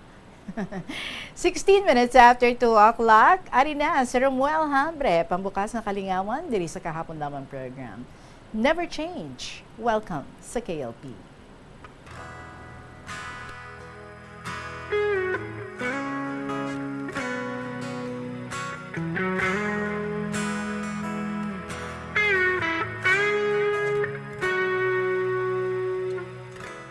I'm a lonely boy in town, waiting for a girl that I've been missing. She tears my heart, it left me behind. She made me cry, I've lost my love, but baby, wherever you are, I will wait for you. Whatever I do, I will always think of you. My love will never change, the feeling's still the same for you. Oh yeah, I am a crazy boy in town, hunting for the girl that can't be found. She broke my dreams and run far away. She made me cry, I've lost my love, but baby, wherever you are, I will wait for you. Whatever I do, I will always think of you. My love will never change, my feelings still the same for you. Oh yeah.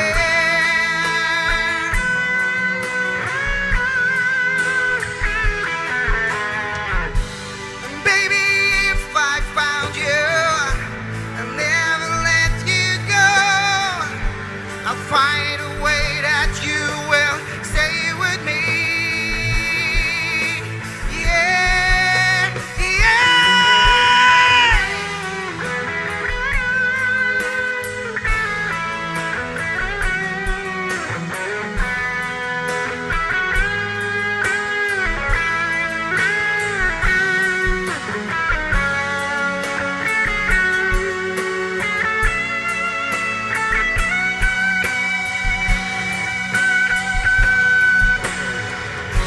wherever you are, I will wait for you.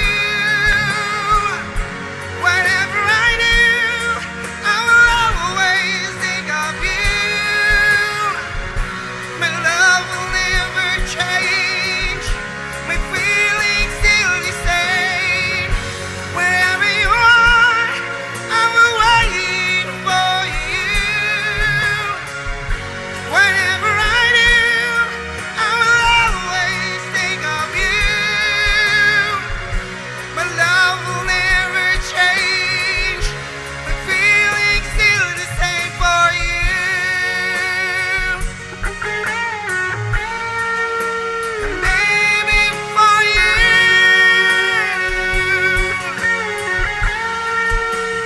Baby, for you.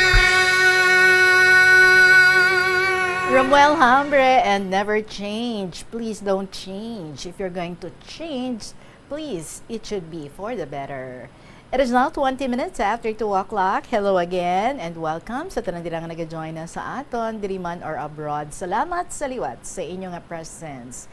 Kaupo ninyo si Tita Regine and today, basahon ta na ang wala ta mabasa last Friday. Sulat ini ni Lucky Taurus sang 1st District. This is a different Lucky Taurus.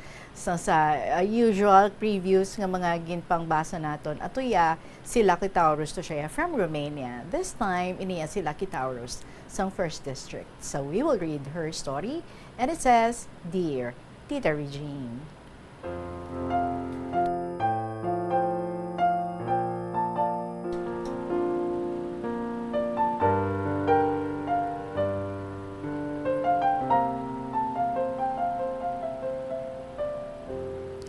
Tawagan lamang ako kay Lucky Taurus, sang 1st District, sang Iloilo.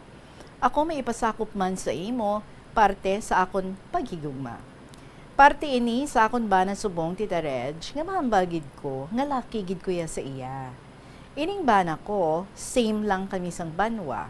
Kag tita, textmate ko lang na siya sang una. Tuig 2011, sa Manila ako, gaobra ko sa isa ka Chinese nga compound. Bale, ang akon amo, Chinese man, pero mabuot sila tita. Damo obra, pero kung matapos mo imo obra, kag kung madasig ka lang magpasunod obra mo, madali ka lang matapos. Di kay akon, mga 11 sa aga, wala na ko obra, wala obrahon, uyat cellphone. Uso pa to sa una keypad lang, lipay ka na, kay may cellphone ka. Mahilig man ko sa textmates. Ba magastos ako sa load, Tita Regine. Damo textmates ko, tita. Pero, may natingalahan ako. Nga sa kadamo gid sang akon nga textmates, ang gay nga ini nga kung sa diin, ba na ko subong, tagon ta lang siya kay Mark. Sang sa umapa ko, natingala ko nga, sino ni katawag sa akon man? Di ko manikilala. Why ko ginasabat tita? Tapos nag-text siya, ang niya, ako galising Mark, pwede ikaw mong textmate? Hambal niya sa text tita. Tiyambal ko sa iya, di mo kuha number ko. Hambal niya, may nagatag sa akon, classmate ko. Hambal ko, okay. Wala, ako na dayon gin-replyan tita, kay wala ako ginasapak. Bala ka da? Di ta kakilala. Sang pagbalik ko na sa Manila, tita kibot ko, gabyahe ko pa Manila, kay gasakay pa ako roro nga barko. May nagtawag sa akon. Hamba niya, long time no text Kibot ko tita, kay hambal ko sa isip ko. Amuning nagtawag sa akon san Mga 2 months na Tita Reg, nadumduman niya pa ko. Ipabayaan ko lang to. Sa Manila na ko, tita permisyo gatawag. Gaedad ko sadto sang 22 na. Adlaw-adlaw siya gatawag. Kag daw nahulog man buot ko. Kay daw mabuot man siya. Nabatyagan ko gid tita. Pero wala pa na kami nagkita ay. So after 2 years, tita, nagpuli ko. Kay hambal niya, kung palangga mo ko, mapuli ka. Kay may nobya ko dyan. Dyan man sa Manila. Pero kung ulian mo ko, ikaw piliun ko. Pero pag nauna siya puli, hambal niya, ti wala tamay mo, siya pangasawun ko. Wow, grabe. Ambot. Ako tita nagpuli man ko. So naglisensya na ko sa amo ko, nga di na ko magbalik. Siling ko, sir, di na ko magbalik, kay mapamana, anak ko. Dugay man ko dito sa Chinese, tita, almost 11 years. Why man sila mahimo, kay di gusto ko mapuli. Ang mga bata sang amo ko gahibi. Sang pagpuli ko, amo pa lang na pagkitaay namo ni Mark, Tita Regine. Sang ginsugat niya ako sa banwa namon, ay kami, no? Pero nagkitaay kami, pero natingala ako tita, no? First time namon kitaay, pero daw mag-an balabuot ko sa iya. Ako, batyagan ko man tita nga, palangga ko siya. Ibagid man gali, Tita Reg, kung true love. Kay bisan, amo pa lang to pagkitaay namon, nga duwa, balaan namon, nga palangga namon, ang isa kag isa. Subong, Tita Regine, 13 years na kami nagaupod diri sa probinsya, 3 na amon kabataan. Baw, 7 years mo ko tita, kag magbusong sa panganay ko. Tapos 4 years, kag nasundan sang kapid. Girl kag boy, akon kapid. Kag ang panganay ko, girl man tita. Kag subong, mahambal ko nga, laki gid ko sa akon ba na subong. Kay mabuot, mapisan, kag responsable. So laki gid ko tita, kay siya ang na-jackpot ko nga mangin haligi sang amon panimalay. So hasta na lang diri, Tita Reg, ang akon nga sulat, medyo malawig na, hope nga mapisa na naman ko magsulat sa imo. Amo ni akon gid pasakop nga parte sa akon paghigugma. Ang matinahuron mo nga suki nga tagpalamati, Tita Reg, Lucky Taurus, sang 1st District, sang Iloilo.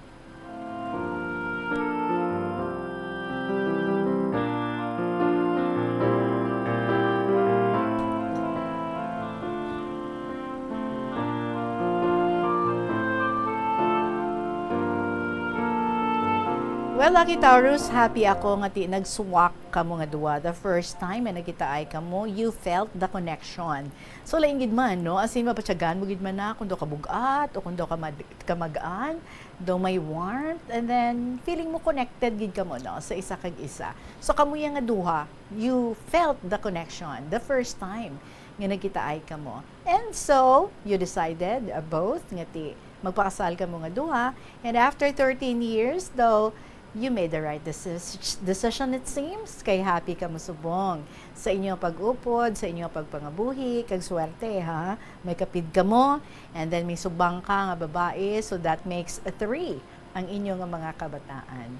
So, continue having a happy life together, kag whatever ang mga difficulties, mga problems, mga challenges, those are the moments, no, nga dapat ang connection ninyo nga duwa mas dira pagid nga i-heighten ninyo so that ang load would be lighter. Hindi siya bala do mangin burden whatever problems nga mag-abot, kundi nga do ka lighter lang kay ti duwa ka mo ang nagapangatubang kag nagaintindihan ay gid ka mo in all aspects ng inyo nga pag-upod bilang mag-asawa. So, good luck gid sa inyo and thank you so much. I hope to receive more stories coming from you. Salamat gid, Lucky Taurus, ang 1st District. 27 minutes after 2 o'clock, more stories to be shared with you sa atong pagpanumbalik diri lang sa kahapon lamang program, Kaupod sa Gihapon, si Tita Regine.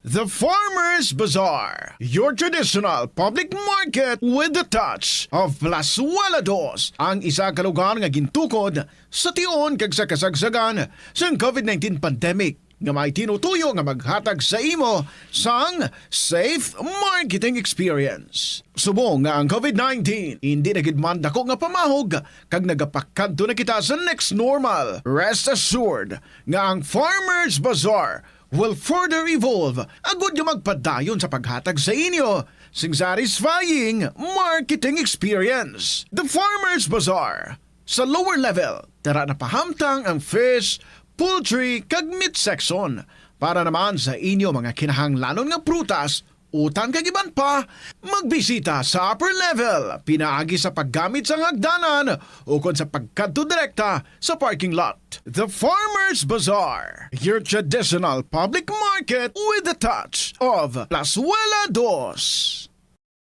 Plazuela de Iloilo, Billboard of Activities for February 23 to March 1, 2025. Excitement and enthusiasm are once again overwhelming. Totong Villaruz and his band bangod silang natalana nga maghatag sa inyo sa isa ka great musical show sa Marso 1, Sabado, sa Concert at the Plaza, blasting off alas 6 ang gabi. Sa tion sa musical show, napulo ka mga matahom nga Plazuela de Iloilo Special Edition Mags kag madamo pa nga iban ang igaparafol sa mga suki sang Plazuela de Iloilo. Sa March 2, Domingo, ginaagda ang tanan nga mangin kabahin sang Eucharistic celebration nga pagahiwaton sa Latolda sa among adlaw alas 11 sang aga. Sa tion sang Holy Mass, ipangamuyo naton sa Ginoo that we will always remember nga siya kag sagid lang ang nag-aisahanon nga true source ang kabakod nga aton ginakinahanglan to deal with life's challenges. Plazuela de Iloilo, we remain to be one with you in a common hope for a better community and a progressive country in 2025. Impormasyon nga nagapatalang ukon sala.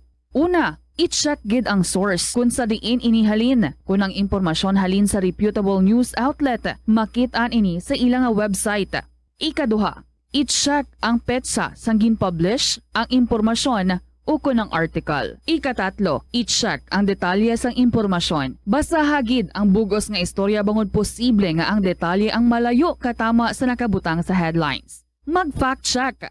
Atensyon sa mga mahilig magamit sang aircon. Nagpaandam ang medical expert batok sa mga balatian nga mahimo makuha gikan sa sobra-sobra nga paggamit sini. Sino ka Dr. Maria Encarnita Limpin, isa ka experienced healthcare specialist, mas maayo nga checkyaron nga malimpyo ang hangin nga nagikan sa aircon bangod kun mahigko, mahimo ini nga magtugas sang impeksyon kay mga balatian kaangay sang pulmonya. Gani hagan-hagan na lang ina bangod bisan makabulig ini sa imo sa maghinot nga tiyempo, may risgo man ini sa imo nga ikaayong lawas. Kung sa dalan importante ang speed bumps, amo man ina sa imo galastuhan. Butang ka sang slow down nga barriers para mahagan-hagan ang imo galastuhan. Lakip sa sini mo ang pagkakasin ng payment information alin sa shopping apps o kon mobile devices, paghimo sang barriers sa tunga sang shopping cart kag check out. Hindi ka man mag-subscribe sa promotional email sa text kun nabudlayan ikaw mangindi sa sale. Kung kakasun mo ang convenience sa spending, mas makasave ikaw sang imo pinangabudlayan nga kwarta kag sigurado nga malabot mo ang imo financial goals. Ini nga pahanumdom ang ginadulong sa imo sang the number 1 and most trusted radio network in the country, Bombo Radio Philippines. Basta Radio! Bombo! Sa kasakuon sa mga ginikanan subong, tumalagsahon na lang kamo nagaupod bisan magkaon. Apang bisan anuman kuntani nga kasakuon sang miyembro sang pamilya, hatagi gid sang oras nga kamo makaupdanay sa kalanan o kon makalagaw kun wala sang trabaho. Kung nagaplano sa aktibidad agod nga maka-enjoy upod ang imo nga pamilya, tandaan nga ang focus nyo amo ang pag-spend sang inyo oras nga updanay kag wala dapat sang iban nga mga bagay nga ginapaminsar kaangay sang trabaho o kon homework. Nakasimba ka na bala sa Miagao Church? Ini ang kilalaman sa tawag nga Church of St. Thomas of Villanueva. Ang construction sa nasabit nga simbahan ang nakumpleto sa tuig 1797. Sa subong, ang Miagao Church ang isa sa mga tourist spots sa Iloilo. Popular ang Miagao Church sa detalyado kag artistic sculptures sini nga nagapakita sang Spanish, Muslim kag Chinese traditions. Ang Miagao Church ang gindeklara bilang UNESCO World Heritage Site sang Desyembre 11, 1993. Yari ang mga tips nga dapat mo tandaan agud nga mangin safe and healthy ang pagkaon sa imo nga pamilya. Dapat nga tabunan mo gid pirmi ang mga pagkaon nga yara sa lamesa o kung ara sa imo kusina agud malikawan nga kadtuan ini sa mga insekto nga mahimo magresulta sa microbiological contamination. Gilayon nga ihabuoy ang mga napanos na nga mga pagkaon o kung ang ginasuspetsahan mo nga malapit na lang mapanos nga pagkaon. Ang pag-reheat o kung pag-recook sa sining mga pagkaon ang hindi makabulig. Gina-advise man ang paggamit gid sang serving spoons agud nga malikawan ang cross-contamination sa mga tawo nga nag-share sa mga pagkaon. Pag sa paggamit sang serving spoon, ang sino man nga miyembro sang pamilya nga nagkakuha sang porsyon sang pagkaon ang makalikaw nga makakontaminate sang pagkaon, ilabi na kung mayara sang miyembro nga nagamasakit. Ini nga pahanumdom ang ginadulong sa imo sang the number 1 and most trusted radio network in the country, Bombo Radio Philippines. Basta Radio! Bombo! Paano bala magpain sang basura sa panimalay? Magpreparar sang separado nga suludlan para sa wet kag dry kitchen waste. Magpreparar sang duha ka mga suludlan para sa dry waste sa bilog nga balay, isa sa plastic kag isa sa papel. Ibutang sa isa ka suludlan ang mga bagay nga pwede pa magamit liwat ukon mabaligya kag ihaboy naman sa gwa sang puluyan pakadto sa basurahan ang mga wet wastes. Makakinot kag makakwarta ka na, makabulig ka patipig kag sa katinlo sang imo palibot. Panugyan na rin sa eksperto kung kwarta ang paghambalan. Apesar limitado ang imo abilidad nga mag-invest, ang gamay nga contribution sa investment accounts ang makabulig sa imo nga maggamit ang earned money nga maka-generate sang dugang nga income. Ikonsiderar ang pagbukas ng retirement account o kung iban nga investment account. Ini nga pahanumdom ang ginadulong sa imo sang the number 1 and most trusted radio network in the country, Bombo Radio Philippines. Basta Radio! Bombo! Yari ang mga simple nga pagi agud makakinot sang tubig. Hindi mag-shower o kon maligo sang malawig. Sa sulod sang panimalay, kalabanan sang tubig ang ginausar sa pagpaligo. Nagalabot sa 24% sang tubig sa panimalay ang natigana sa pagpaligo sa mga miyembro sini. Ang pagpanubo sang tiyempo sa pagpaligo sang 2 ka minutos ang makabuhin sang 30% sang ginakonsumo nga tubig. Maggamit sang shower timer o kon mag-set sang alarm sa imo cellphone kag ilimit lamang sa 4 ka minuto ang pagpaligo. Kung nagagamit sang shower kag nagahulat pa sa pag-init sang tubig, saluda sang balde ang nagailig nga mabugnaw nga tubig kay sarang paining nga magamit. Kaunta sang La Paz Batchoy. Ang Iloilo ang kilala bilang Home of La Paz Batchoy. Mahimo kagid nga maglibot sa Iloilo. mag-food trip, kag ikaw mismo ang maghusgar kung ano ka namit ang lapas batsoy. Pwede mo gid ma-enjoy ang lapas batsoy nga may pandesal kag puto. Butang iman sang gamay nga paminta kag patis ang sabaw. I-mix sang maayo. Kag, enjoy! Kung kulang pa kag wala pa nabusog, pwede gid nga magpadugang sang sabaw. 36 ang aton nga oras, diri sa kahapon lamang program. And now, we're going to read the story of Black Widow sang Pavia. Dear Tita Regine.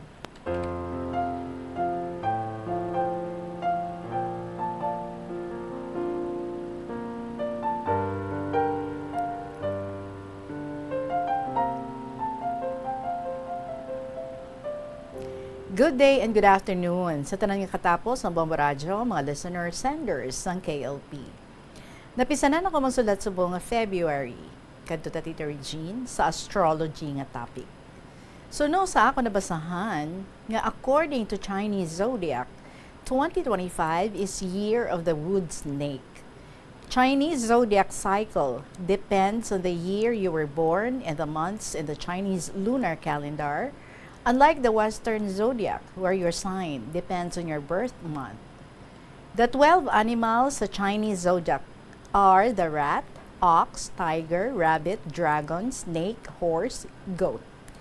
Kay snake subong, ti mahalong kita, kay damo traidor. How true! Last year was year of the dragon. Wala pa gani year of the snake, gintraidoran ako sang akong dati nga friend. Co-worker nga nagsaligid kami, kay pareha kami balo. Pero mas bata siya sa akon, sa iba nga department. Pero ginahimo nila kisa hapit sa akong department. Pulo pa huway gamay, kay kisa gabasa-basa newspaper sa table. Kambal ni friend, the same fate kami, pigado. Kay daw kuno, underdog kami sa family. Pero nagsalagid ko gali. After 17 years ko pa masapwan, nga hindi gali kami friends. Kag natabo gid. After my retirement, nagguluwa batasan nila. Nga nakaka-depress gid gali. Kung bunon ka sa likod, Tita Reg. Betrayed by a friend, kag himo-himuan istorya. Nga gubon niya pagkatawo mo. Nga gindamay niya pa mga anak ko, nga nagpalangurog lawas ko sa kaaki. Halos na lang, do ka namin ipatay tawo. Hilabtan pa mga anak ko. Mayutan ni bala, ako lang libakon niya, okay lang, kay may proof. Tiging chat niya magulang ko, ginpakalain niya, hasta mga bata ko, gapalapad papel sa magulang ko, para tagaan grasya. So, sobra pa ugtas ko sa friend ko, i-compare sa lalaki nga gindinay niya ako, nga love ko tani. Hehe. But through prayers and patience, pagpaubos without remorse and confrontation, nasolbar gid man. Kag nakaginhawa na ako maayo sa 2025, year of the snake, kagabay lang, wala na may magtraidor sa akon. But it's a lesson for me. Nga nagsaligid ko sa iya, ka mga istorya about sa amon family, kay pamatsyag ko, daw sister ko na siya. Kumpiyansa gid ko, kagin pasulod ko sa balay ka magulang ko. Nagbantay kay mother for one day. May check-up ko that day sa ophthalmologist. Every day off niya, siya gabantay kay nanay. With sweldo man siya. Hasta nga gin-divulge na niya. Mga secrets ko nga gin-share sa iya. Hasta kabataan ko, dala pa kalain niya sa magulang ko. Nga muna, akigid ko katama sa iya. Sang time nga ato, hindi ko man maaway, hindi ko man mapautwas, daw ma-heart attack ako kung pasundan ko lang. Kay mabasa ko abi mga chat niya sa magulang ko, grabe mga chat niya, pakalain, kay pauntat ni sister, bantay kay mother, ako iyagin kontra niya.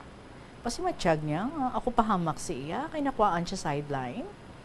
Binuliga na gani, anay pinastap, bantay kay mother, kay pabalik ka magulang ko, timbang niya, nga gipapahuway. As I observed after my retirement, money matters gid. Guro wala na iyawan hulam kwarta sa akon.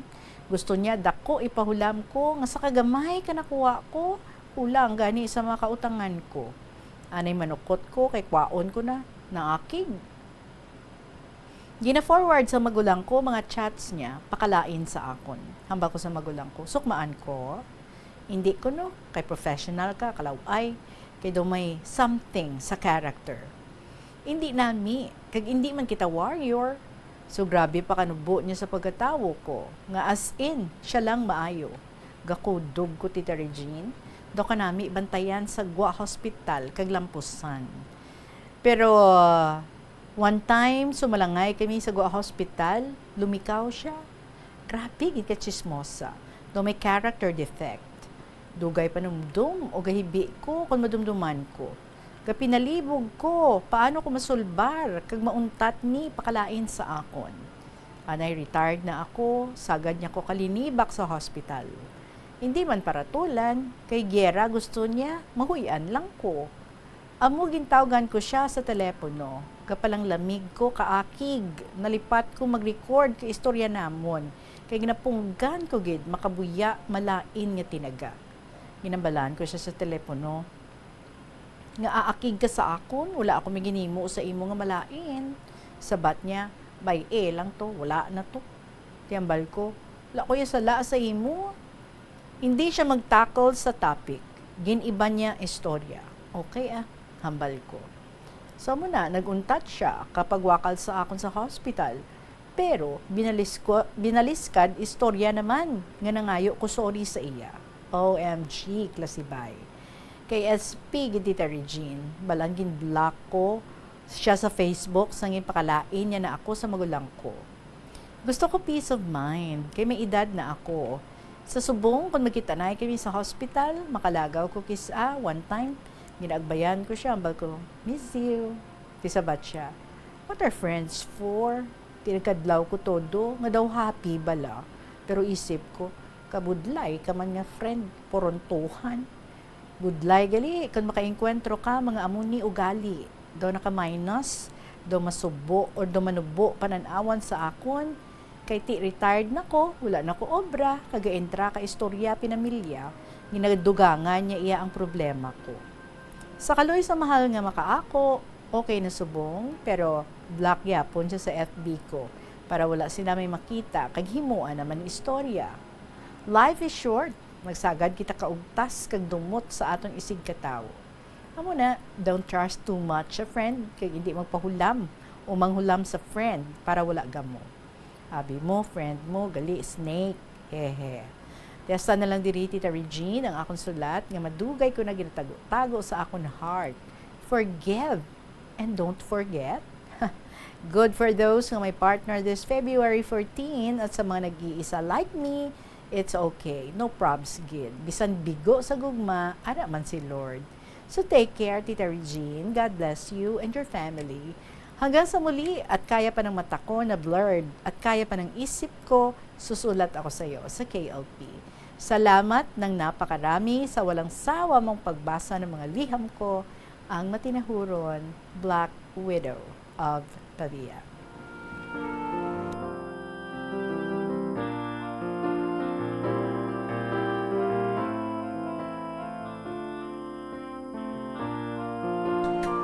Well, Black Widow, you are right. Life is too short, no? So, hindi pag-ubusa ang imo nga energy with somebody, no? Ngati daw basi siya ang daw damot burden sa iyang kabuhi. We have to remember when some people talk bad against us, it's not all about us. It's actually all about their feelings. Kung kaisa ang gina nga mga tao, no, may mga ginaagyan man, may mga hurt man ginaagyan sa ila kabuhi. Kag what do they say gani? What do they tell? Hurt people would tend to hurt people.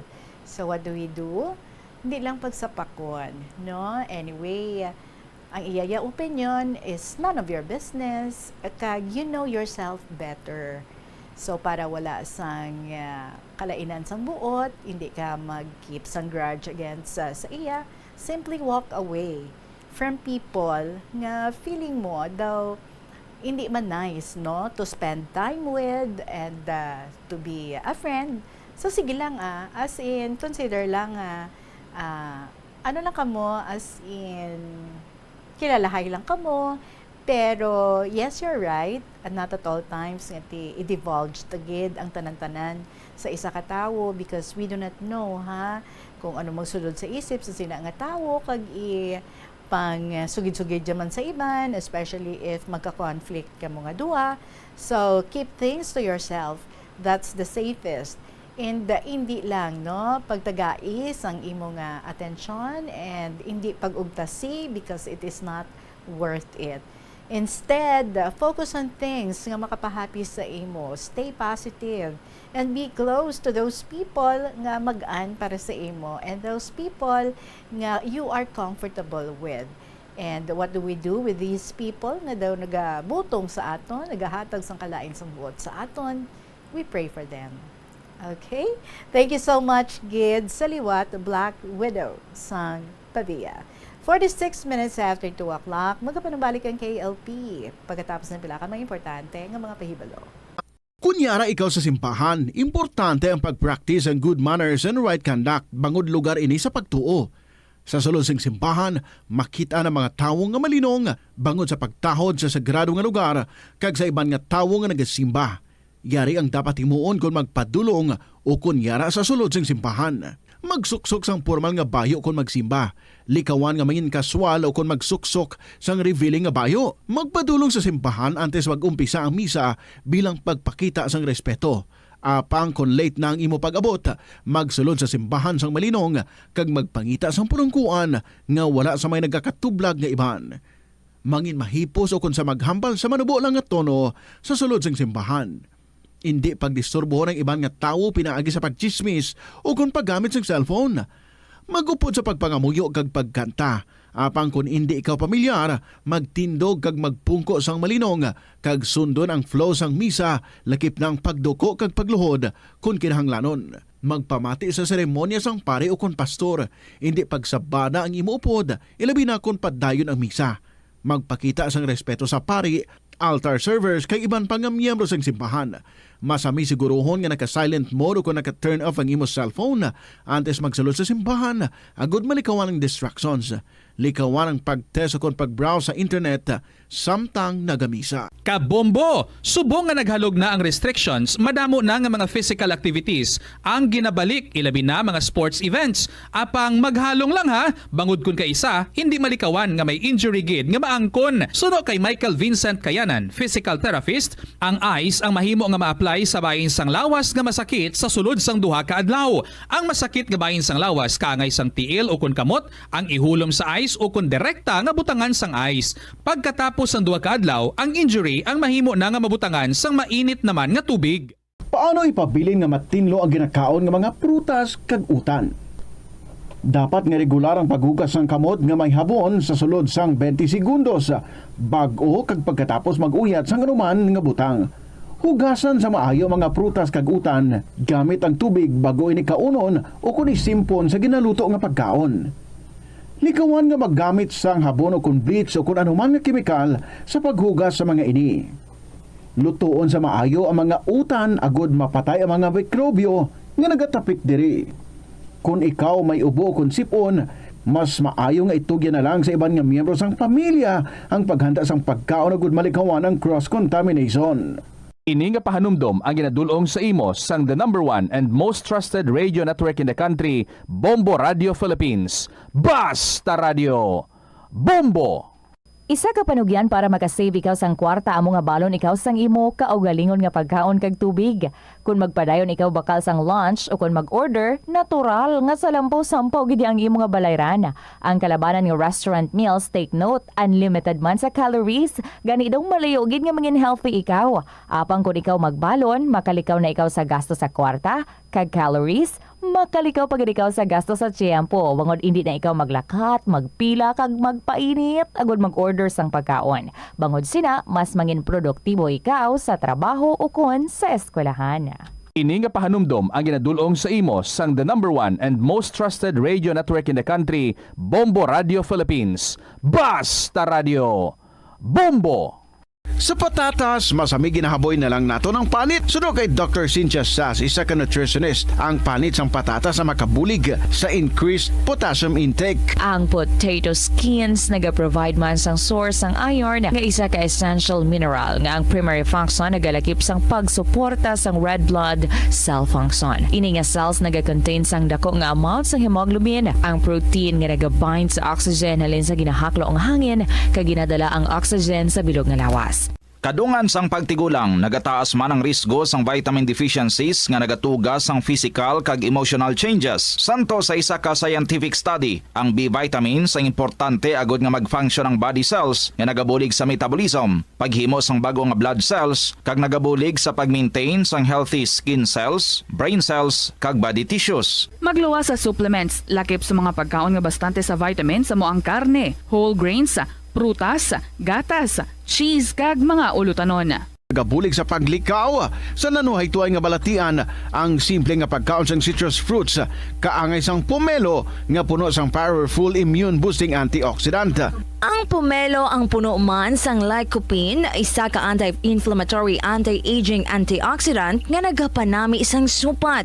Ang duga naman sang panit kag dahon sang pomelo ang natukiban nga makapatay sang cancer cells kag nagapalikaw sa paglapta sini sandig sa test tube studies. Likawan ang mga disgrasya nga dulot sang kuryente. Tabunan o konselyuhan ang mga wala nagamit nga electrical outlets. Ihaboy o kung ipa-repair ang mga electrical items nga may samad nga cords. Hukson sa saksakan ng mga... 52 ang ato nga oras po, di pa for one letter. We hope matapos nato nini, no? Before we end sa sining hapon. This is from Student Mom of Lambunaw. Dear Tita Regine. Good afternoon to all of you out there listening to KLP. Wish ko lang nga tani all is well subong ation kag excitedly hoping basahon ni Tita Reg ang inyong nga letter. As for me, aga pa kami nagkadto ni girls sa clinic sa akong doctor. Agad nga magpa-laboratory test. Daw gina-arthritis na si student mom bangod sang past 2 days nagsakit ang left ko nga tuhod.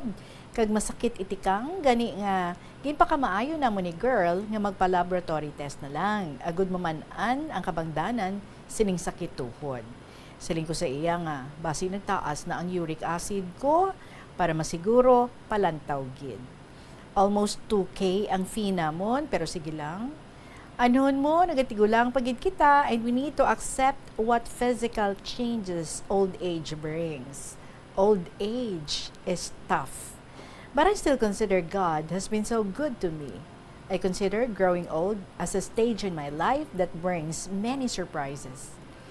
With my situation, I not only learned to cope with the fear and struggles and growing limitations I face, but I also grow stronger inwardly in the midst of my difficulties.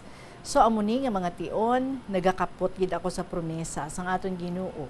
His assurance that even to your old age and gray hair, I am He who will sustain you. I have made you and I will carry you. I will sustain you and I will rescue you. Isaiah 46 verse 9. Tita Regine, ang Ginoo nagatudlo sa aton to number our days so that we may gain a heart of wisdom. Hindi kita dapat magkahadlok na magtigulang. Kaysa aton pagtanda, God goes with me. So in spite of my physical difficulties, nakapanimbahon ako sang Sunday together with girls' 3 children, NC, Nathaniel, and Dindin. We attended our Sunday service. Damo na mga kids ang nagabit-bit sa ila cellphone, nagaplay or nagalantaw sa ila favorite games. Nadumduman ko nga bag-o nagbalik si Lester, ang husband ni girl, sa barko. Nag-lunch kami together. Ang duha ka youngest, Nathaniel and Denden, kept using their cellphone while eating. Ginmuno sila sa ila father. Kag mahina nga ginahambalan, nga stop using their CP and pay attention in taking their lunch. Dayon man gintago sa duha ka batang ila cellphones. Nagpay attention in taking their lunch and start conversing with us. Maybe Lester is well aware that looking down at your CP for many hours is not healthy. Bending your head is equivalent to having a 60-pound weight in your neck, and spending 24 hours daily reading and texting may result to damage on neck and spine. Gani may pasayod na sa may ila dining table. no cell phones while eating. And besides, it is supposed to be a time for enjoying God's bounty with other family members. Over the years, Lester has invited church members to have kape-kape in his house, and together they study the words to share his faith and the truth about Christ. Surrounded by an atmosphere of friendship and joy, things improved, and Lester and girl were very thankful of these. Tita Regina, I have observed that religious inscriptions abound sa mga walls, doorports, commercial buildings, house and business office. Mabasa mo these reminders.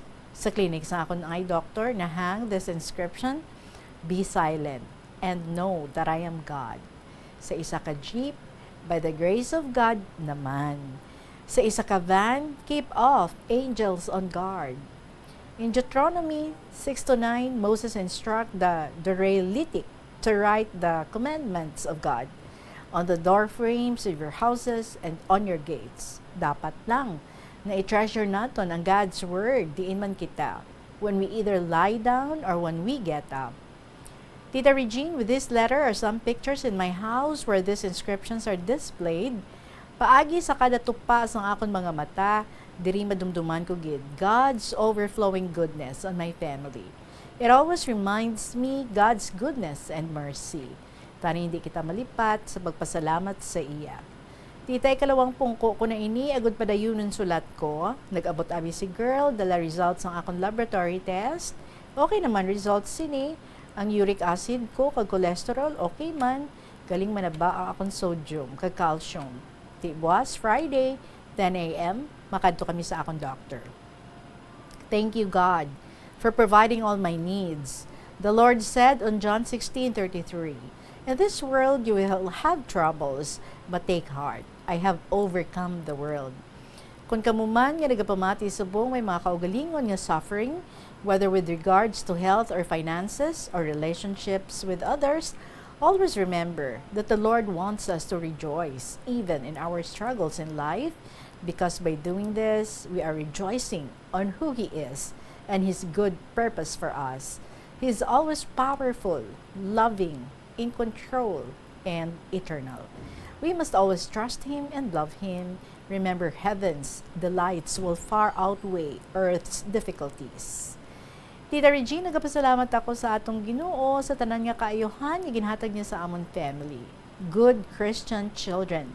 Nakatapos sa ila kurso kag may maayong mga trabaho kag pangabuhian. It's because halin sa gagmay pasanda, gintudloan na namon sandang magpalapit sa Ginoo. Mangin matinahuron sa iban, generous and friendly. Damo ila friends, kag bless sila ni Lord. Tita, nadumduman ko ang Proverbs 22 verse 6 nga nagasiling, "Start children off on the way they should go, and when they are old, they will not turn from it." When we start kids off with an awareness of Jesus and His power, we are giving them a place to return to if they wander, and a foundation for spiritual growth throughout their lives. Sa mga ginikanan nga nagapamati subong, please consider how you might foster faith sa inyo children. Point out to them God's design in nature. Tell a story about how the Lord has helped you, or invite your children to thank God with you in prayers when things go right or when bountiful blessings come to your family. God can work through you to tell of His goodness throughout all generations. Implant in the minds of your children that those who know Jesus are never alone, but will always remain a child of God. Tita Regina, until next meal na lang, this is Student Mom saying goodbye for now, and God bless to all. Sincerely, Student Mom of Lambunao. Student Mom, thank you so much sa letter mo nga ini, and you were talking of 3 pictures na mo taken sa inyo nga terrace. I remembered, no, the last letter nga ginbasa ko sa imo, may 2 pictures siya. But sa sini nga letter mo, wala ka sang na-attach nga picture. So it's either ara pa dira o nalipatan mo lang nga isulod sa sobre. Sige lang ha, ipaapas lang gid ha. Next time, basta gid man tuod nalipatan mo lang.